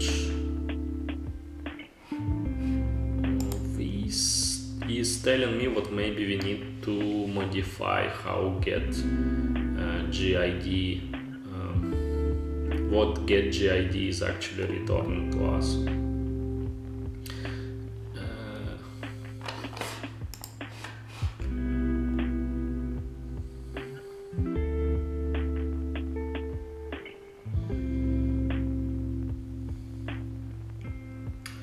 And has there been anything going on in Skated? I'm not sure I understand. Do you mean like Skated is a game? I have a feeling that the problem existed also in a game named Sparta 301, in which it had the same error, in which I will test if a function slightly get farther. Yeah, maybe.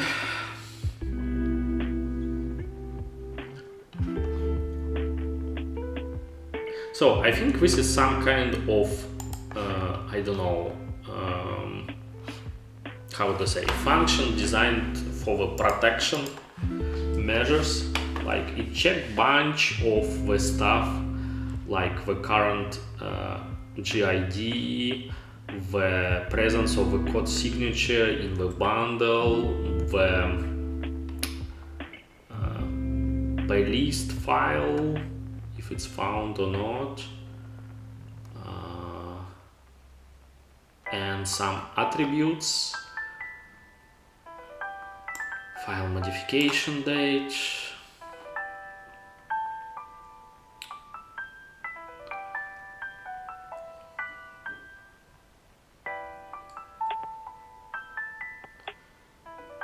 yeah.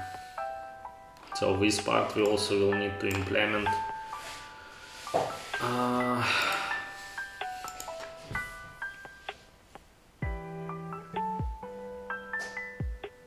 So what I will try to do, I will try to write the test program inside UTM. So here, let's see. Yeah, so I opened like my virtual machine running OS X 10.7 with the Xcode. Where is Xcode? With the old version of Xcode, where I could write different kinds of test programs, and I want to see on the real iOS how this will behave. So I will get the main bundle path and try to use the same string with format to see what is the actual output in this case. So let me see again. I have my tests. Let me see if it runs.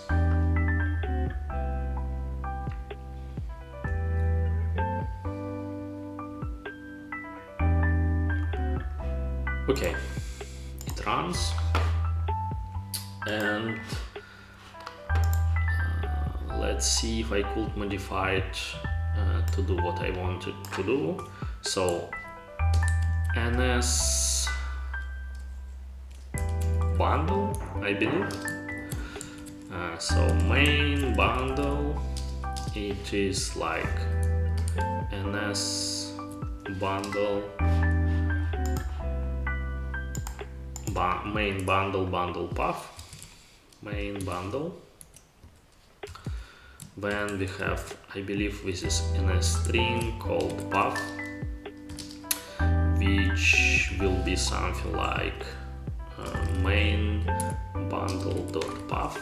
Yeah, no, it's bundle path, right? And for a moment, let's just NS log it to see what is the kind of output which it gives us here. And let's say something like path. So I will be running this test program on the iPhone simulator first. and let's see what it gives us. Okay, so it's outputting some kind of a path for the test tab.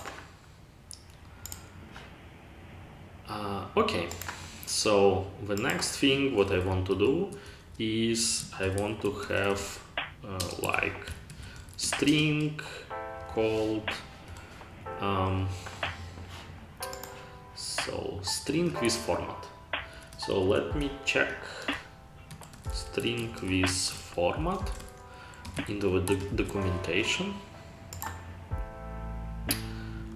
So it takes format, and this is like a class function,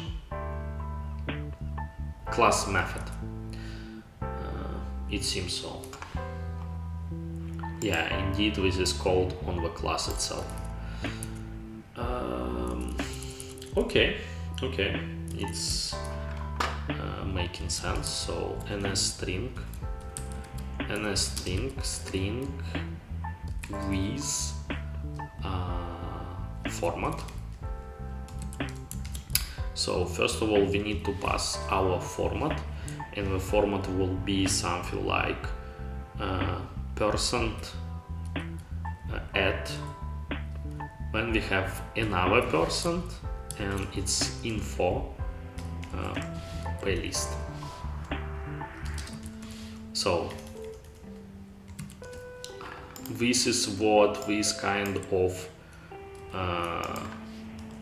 so this is a same kind of code which we are seeing here in the Ghidra. So I guess this is like this part. And what is interesting, like what will be the output here? Let's see.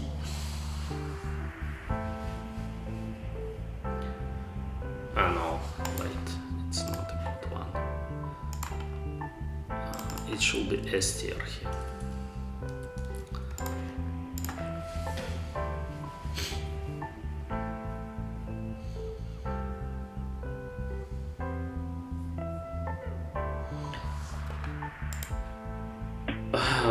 Okay, it seems like it's just ignored, which is strange.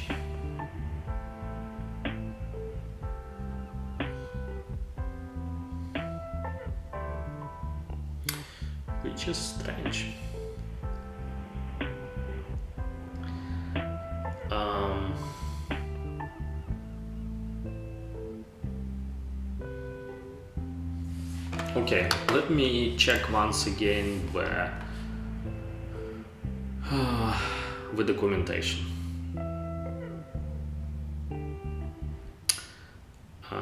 Returns a string created by using a given format string as a template into which the remaining argument values are substituted. See format string objects for examples of how use this method, and string format specifier for a list of format specifiers.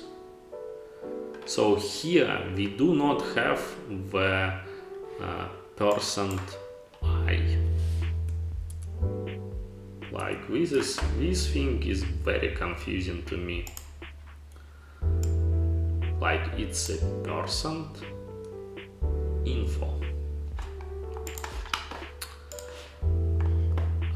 Formatting string objects.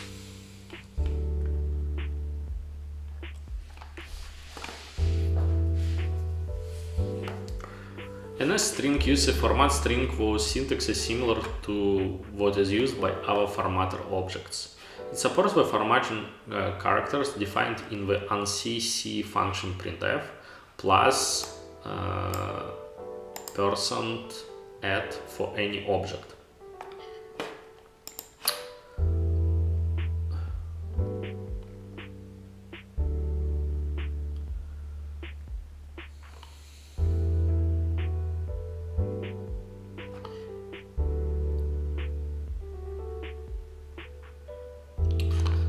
If conversation specifier does not match any of the above forms, the behavior is undefined. I'm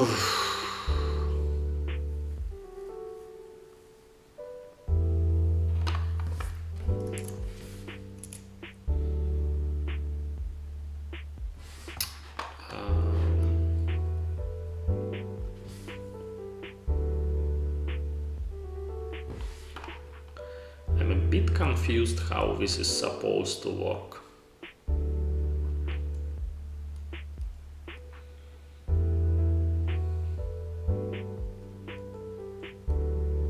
So it seems like what is happening is iOS or foundation framework or whatever, it's just skipping this percent thing and it's just reading the next part. So let me check how printf behaves. Like, let's see, printf, and I want to printf percent, like abc percent a percent info dot playlist.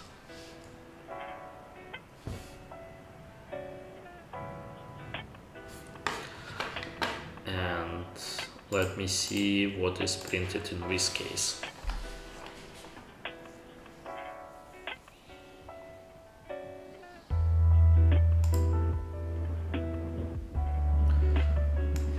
So indeed it seems like it's just skipped.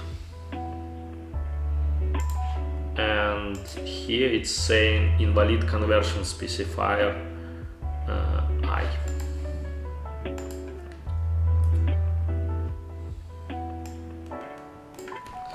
Let me simplify a little bit the test program, just saying something like percent I.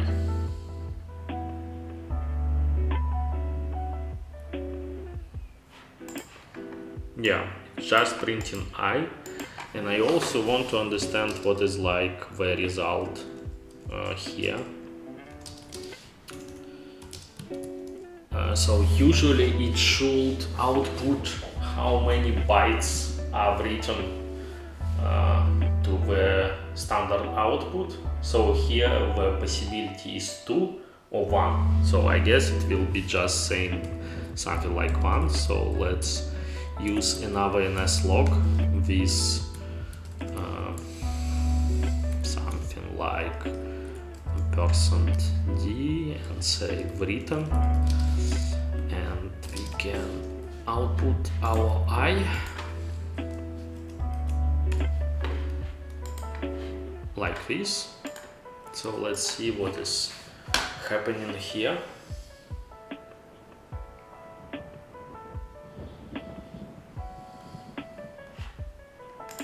So indeed it's saying what only 1 byte was written. So it seems like if conversion specifier is not a correct one, it's just skipping. It is just gets skipped.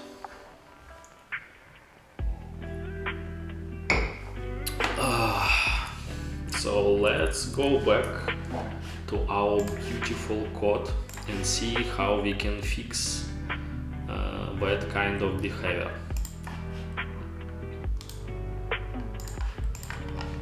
So right now it will just crash because it assumes the I as a specifier.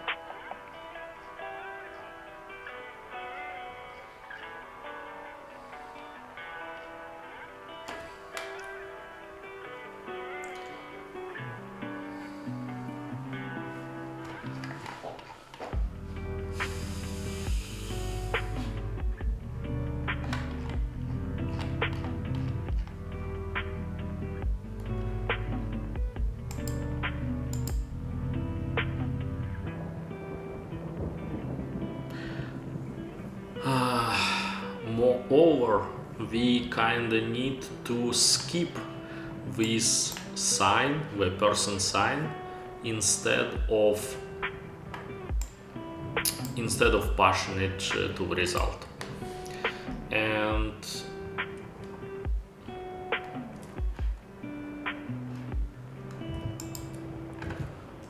so the result here is, yeah, it's a mutable vector.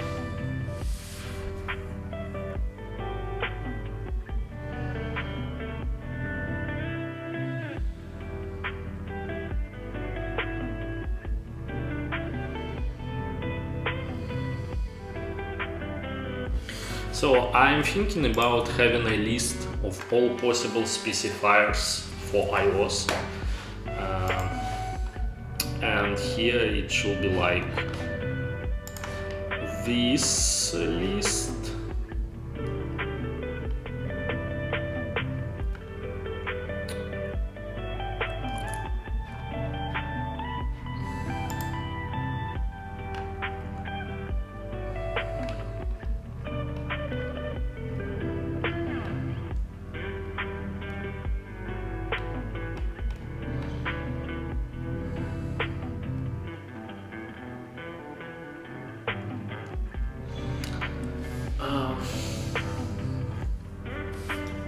When did you learn coding? It's a good question. Well, I think I started back in school. So we didn't really have in my school computer classes. So I was really curious about all the things related to the computing and computer, PC, stuff like this. So I inscribed into the kind of computer classes in our school on my district, and where they teach us some kind of really basic Pascal and Delphi. And I think it was really a first exposure to the programming for me. And then later in my school as well, I had an opportunity to participate in kind of like coding Olympiad, and I wrote this Olympiad in the pseudocode, but I got selected. Yeah, that's it. It was like, I don't know, 15 years ago. Yeah, it was long time ago.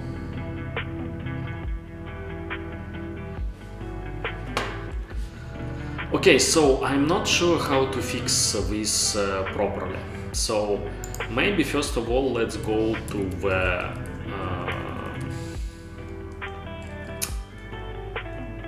like to our tests, and I think we have a tests for the printf, VS and printf, I guess, yeah. And let's say something like here in the test, test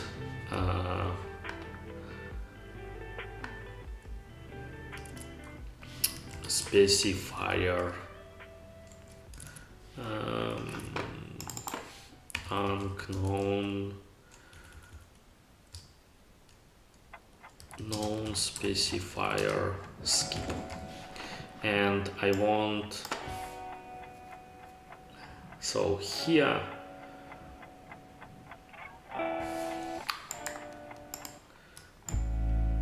I will say something like, I don't know, info.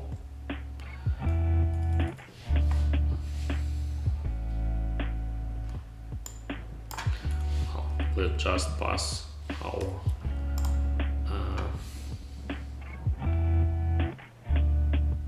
yeah, so similar to the test what we had here, we will just pass the %i, and we are checking what the return string should contain just I. So let me run this test on the macOS itself. And it seems like it's passing. So we have VSN printf.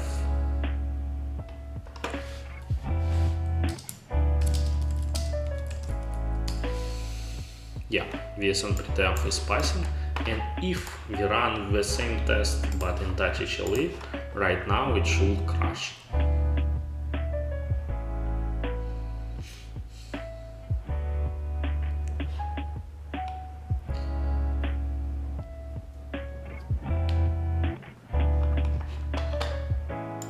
And it is crashing indeed with the same thing.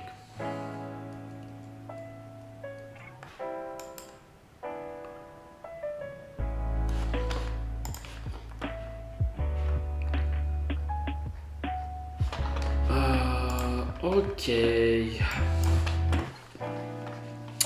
so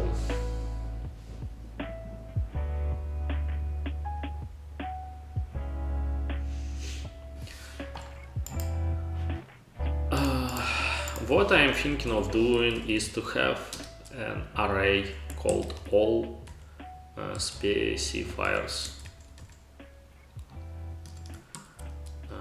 and it will be some kind of array. I don't know how many entries we will have here, and I will just specify all of them.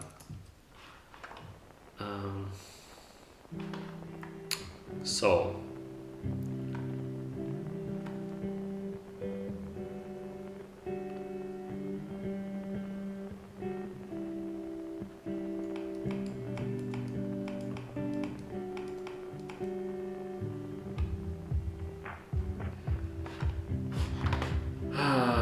yeah, so let's see.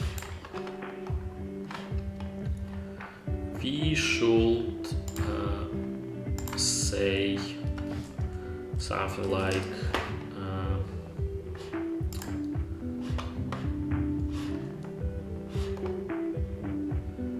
so first part is print specification, and it will contain all of the stuff.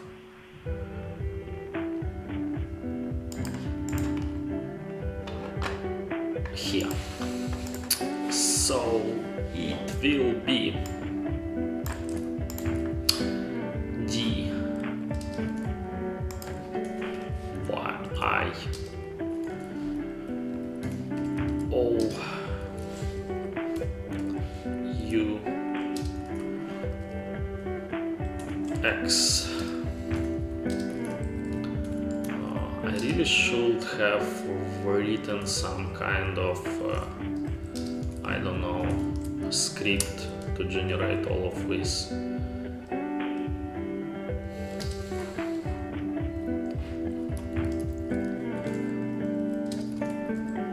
Anyway,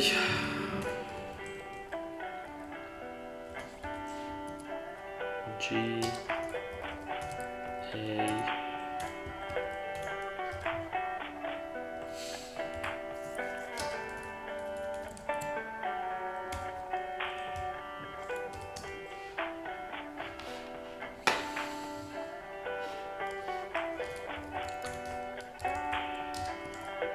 C S P N big C, big S, and the person specifier itself. Okay, and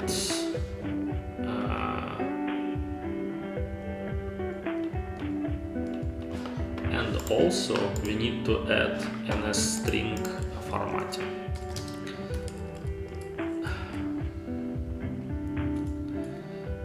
NSString formatting.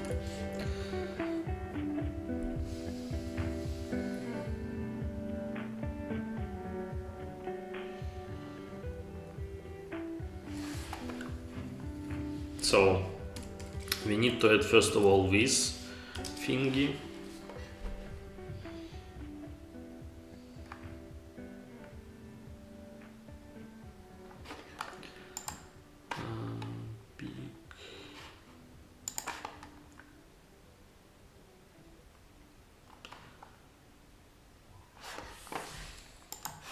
So they do have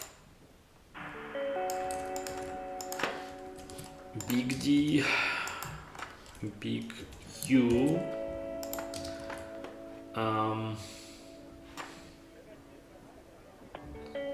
big O,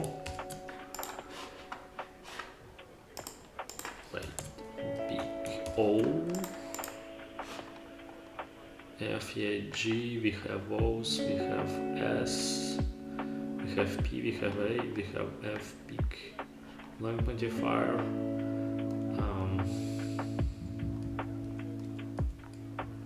X, P, wait, I remember Q, yeah.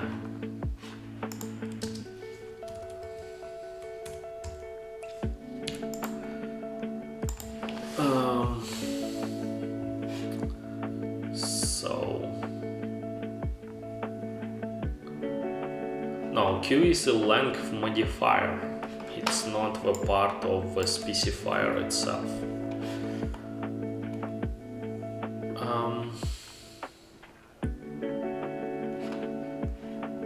X, P, F. We do have F, big A, small a, P, S, G, E, F, O, X, yeah.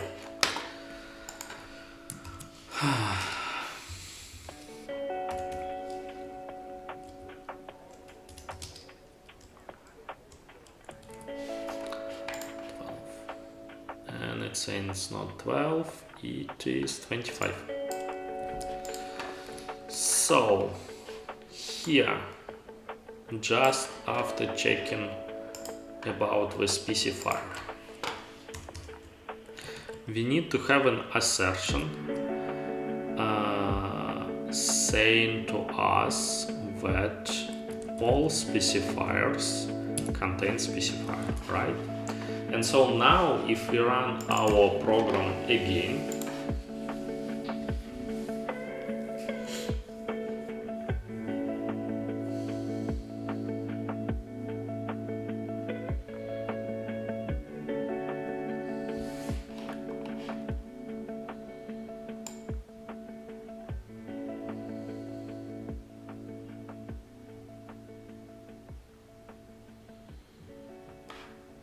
we are having the crash on the assertion, which indeed signify what I is not a valid specifier. So now we need to figure out what we want to actually do in this case. So I guess if all specifiers does not contain the specifier,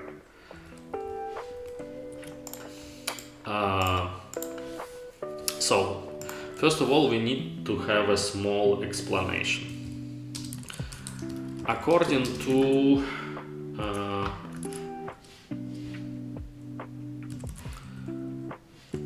printf specs, this behavior is undefined. But as seen on both macOS and iOS, the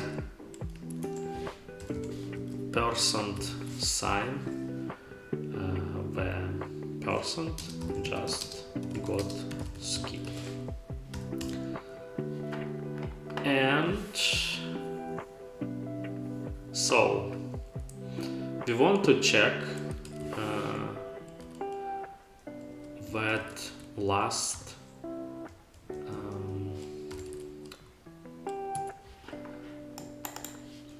the last thing inside our resource.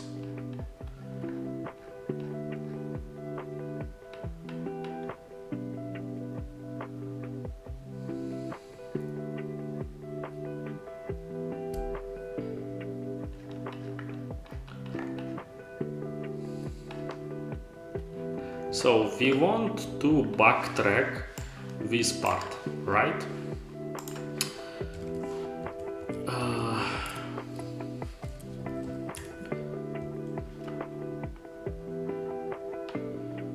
Well, can I do it this way?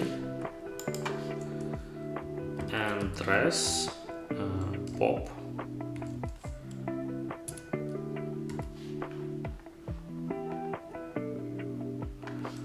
And so we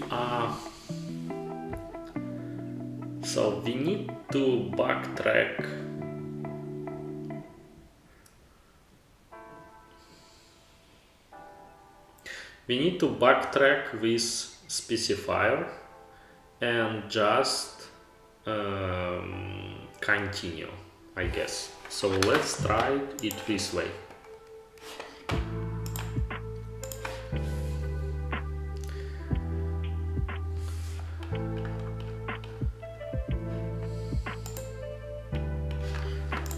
Okay, this is not working like as one would expect, so let's print the contents of a resource here.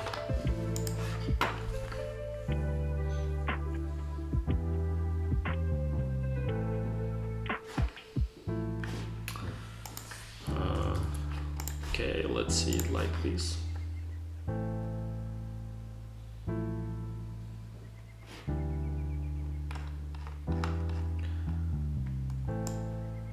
Resource is empty here. It is interesting.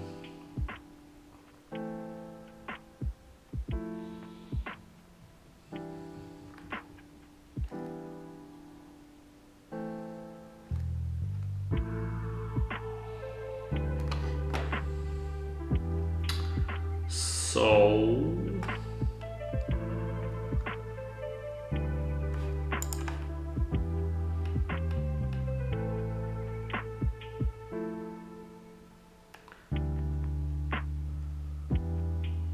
okay, so I guess this part is related to a situation where we have this case. So like when we want to print @sign character. And so it basically means what we need to move, we need to move this check before.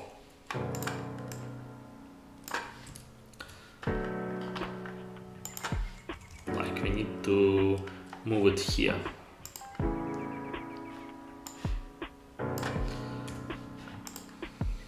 And we can remove this part.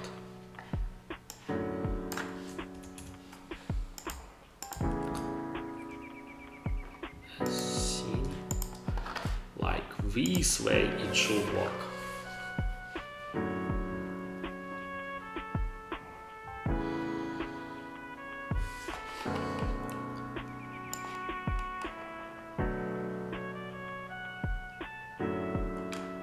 But it does not pass tests anymore. This is quite interesting. And it doesn't pass test vs and printf. Let me see. And it does not pass.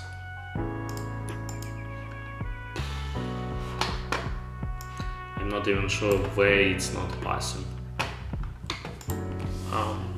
Let's see.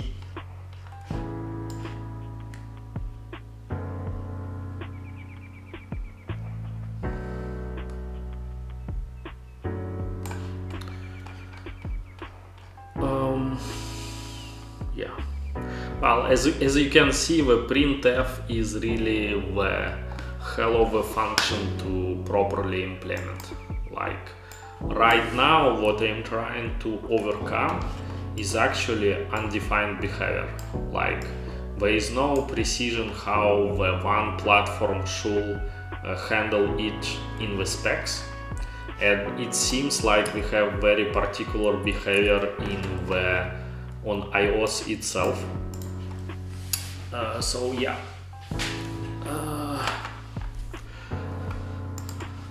Okay, let me see. It seems like it's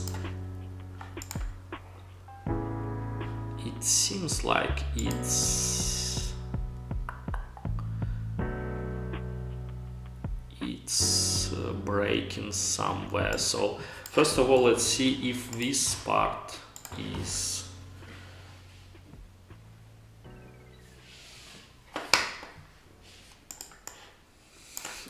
I think first of all this part is problematic. So let's printf this one just to be sure what is happening. And also let me disable the login for the moment, because I have too much noise into the output.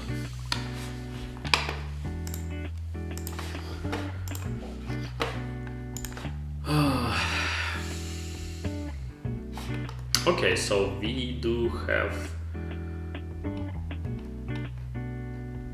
so there is a print, like it printed nothing. Printed nothing.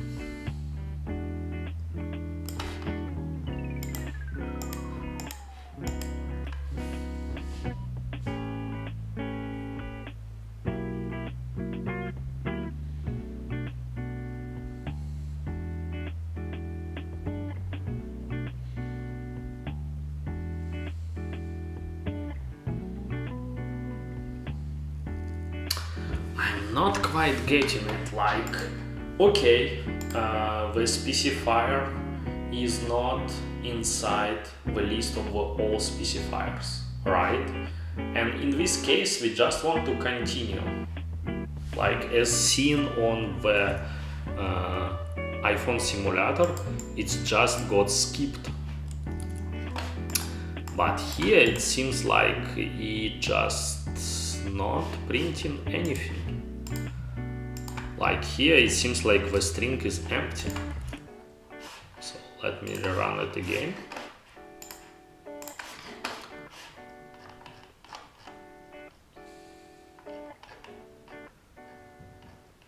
Yeah, the string seems to be empty.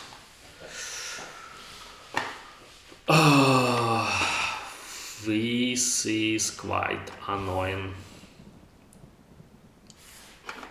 Okay, let's go back to our function.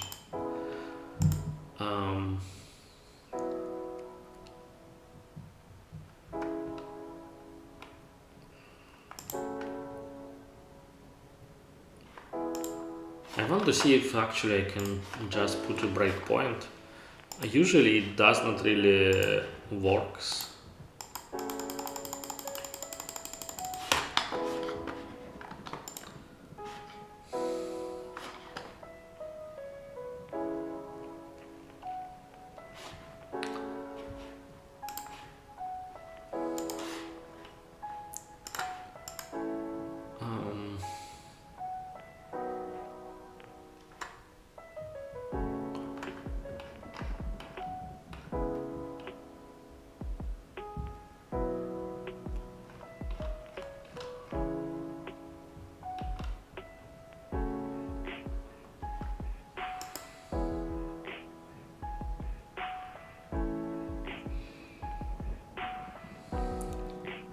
So I don't know why it's not working, and I'm really hating it. So two tests, like with the two tests which are failing now.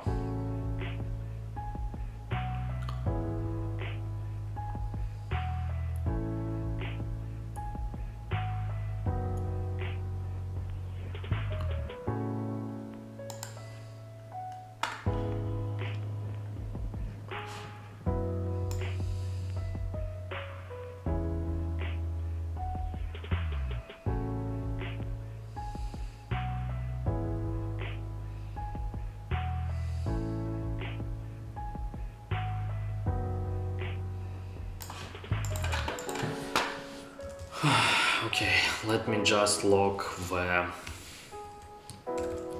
format char index here.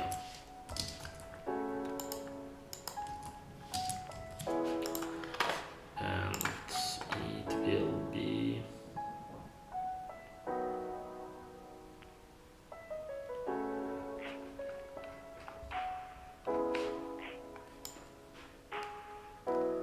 okay. There is too much of a noise, so let's get it a little bit more manageable. So I will commit all of those, comment out all of those, and also comment out all of those as well. So now if I rerun,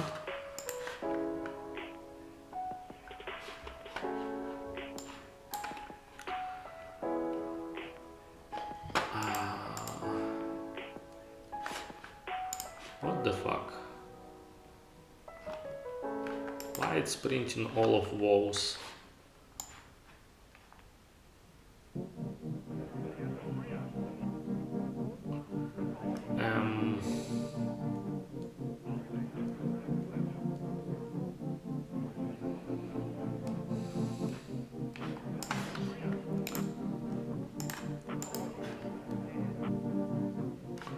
Okay.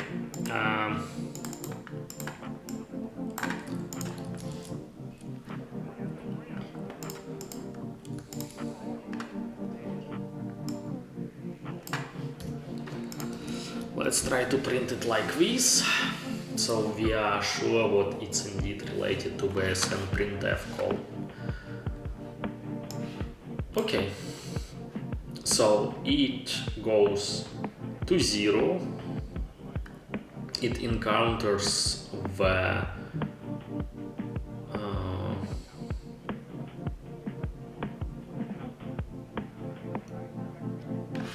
yeah.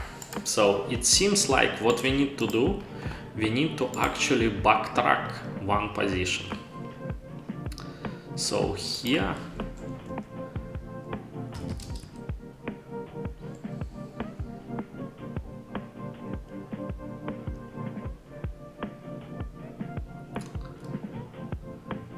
can you tell me what is the discussion of piracy, because months ago I don't know what I did and I got time out. Like, there is no discussion of piracy allowed in the touchHLE Discord. That's it.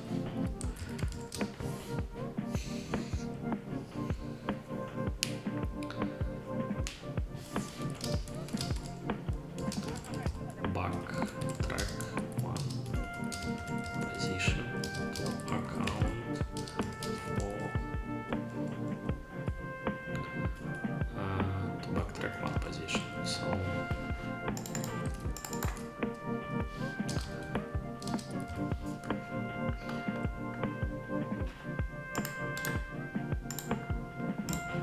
So this way I think it will work.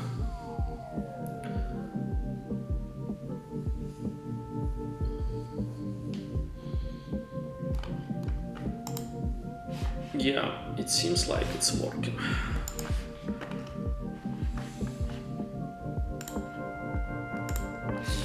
It seems like it's working. So here I can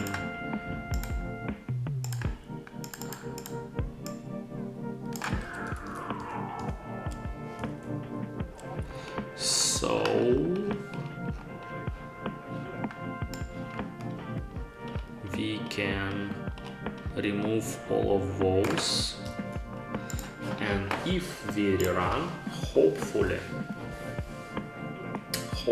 it will pass. Yeah, and it is passing, which is quite nice. So let me remove this part, let me run it again.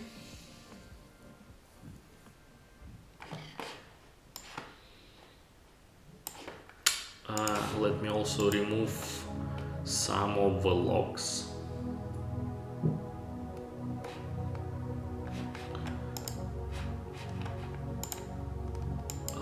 Let me remove some of the logs. I don't remember which part exactly. So yeah, this part I need to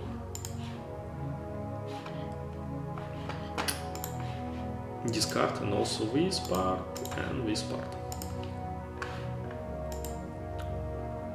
Okay, let me run linters. It will all over code.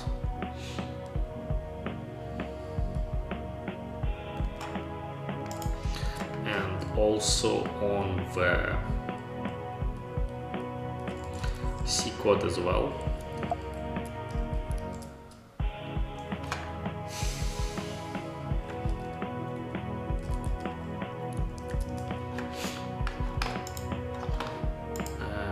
Should be okay like this. So let me run the integration test once more.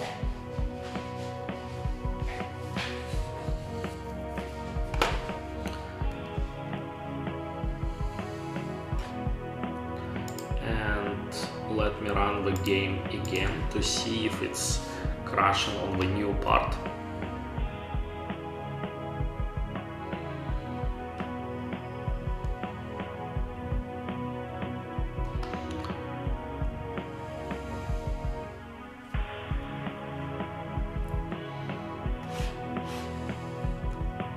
Yeah, it's crashing on the new part, and I think we will call it for today, at least for this stream, because I'm streaming already 3 hours and we are still like less than halfway through. So I think at this pace maybe I will need to have several streams in order to make this game work, but let's see. So I will add this part here.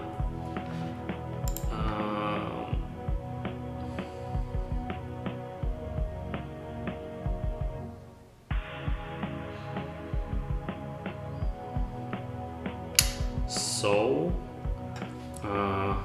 handle unknown specifiers in printf family.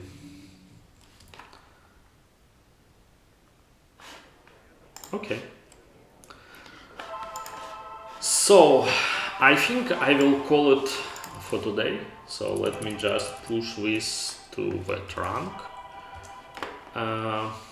I think I kind of estimate what we have finished around 30% of what need to be done for this game to be supported.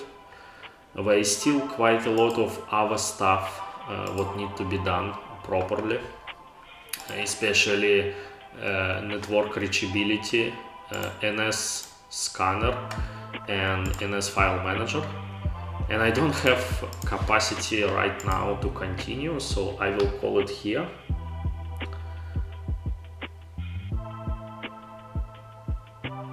What is the earliest memory of playing a game on your phone? Yeah, well, I think it's not really a very consistent memory, but like I remember playing Cut the Rope, Bike or Die, and Prince of Persia Warrior Within. Which one of those was like my first game? Yeah, I probably don't remember correctly. Anyway, so I think I will wrap up for today. As you can see, this is quite a challenge to make those game to work properly, and I'm already like cutting the corners here in some cases. So anyway, thank you very much for sticking with me today, and thanks for joining, for comments, for questions, and see you next time.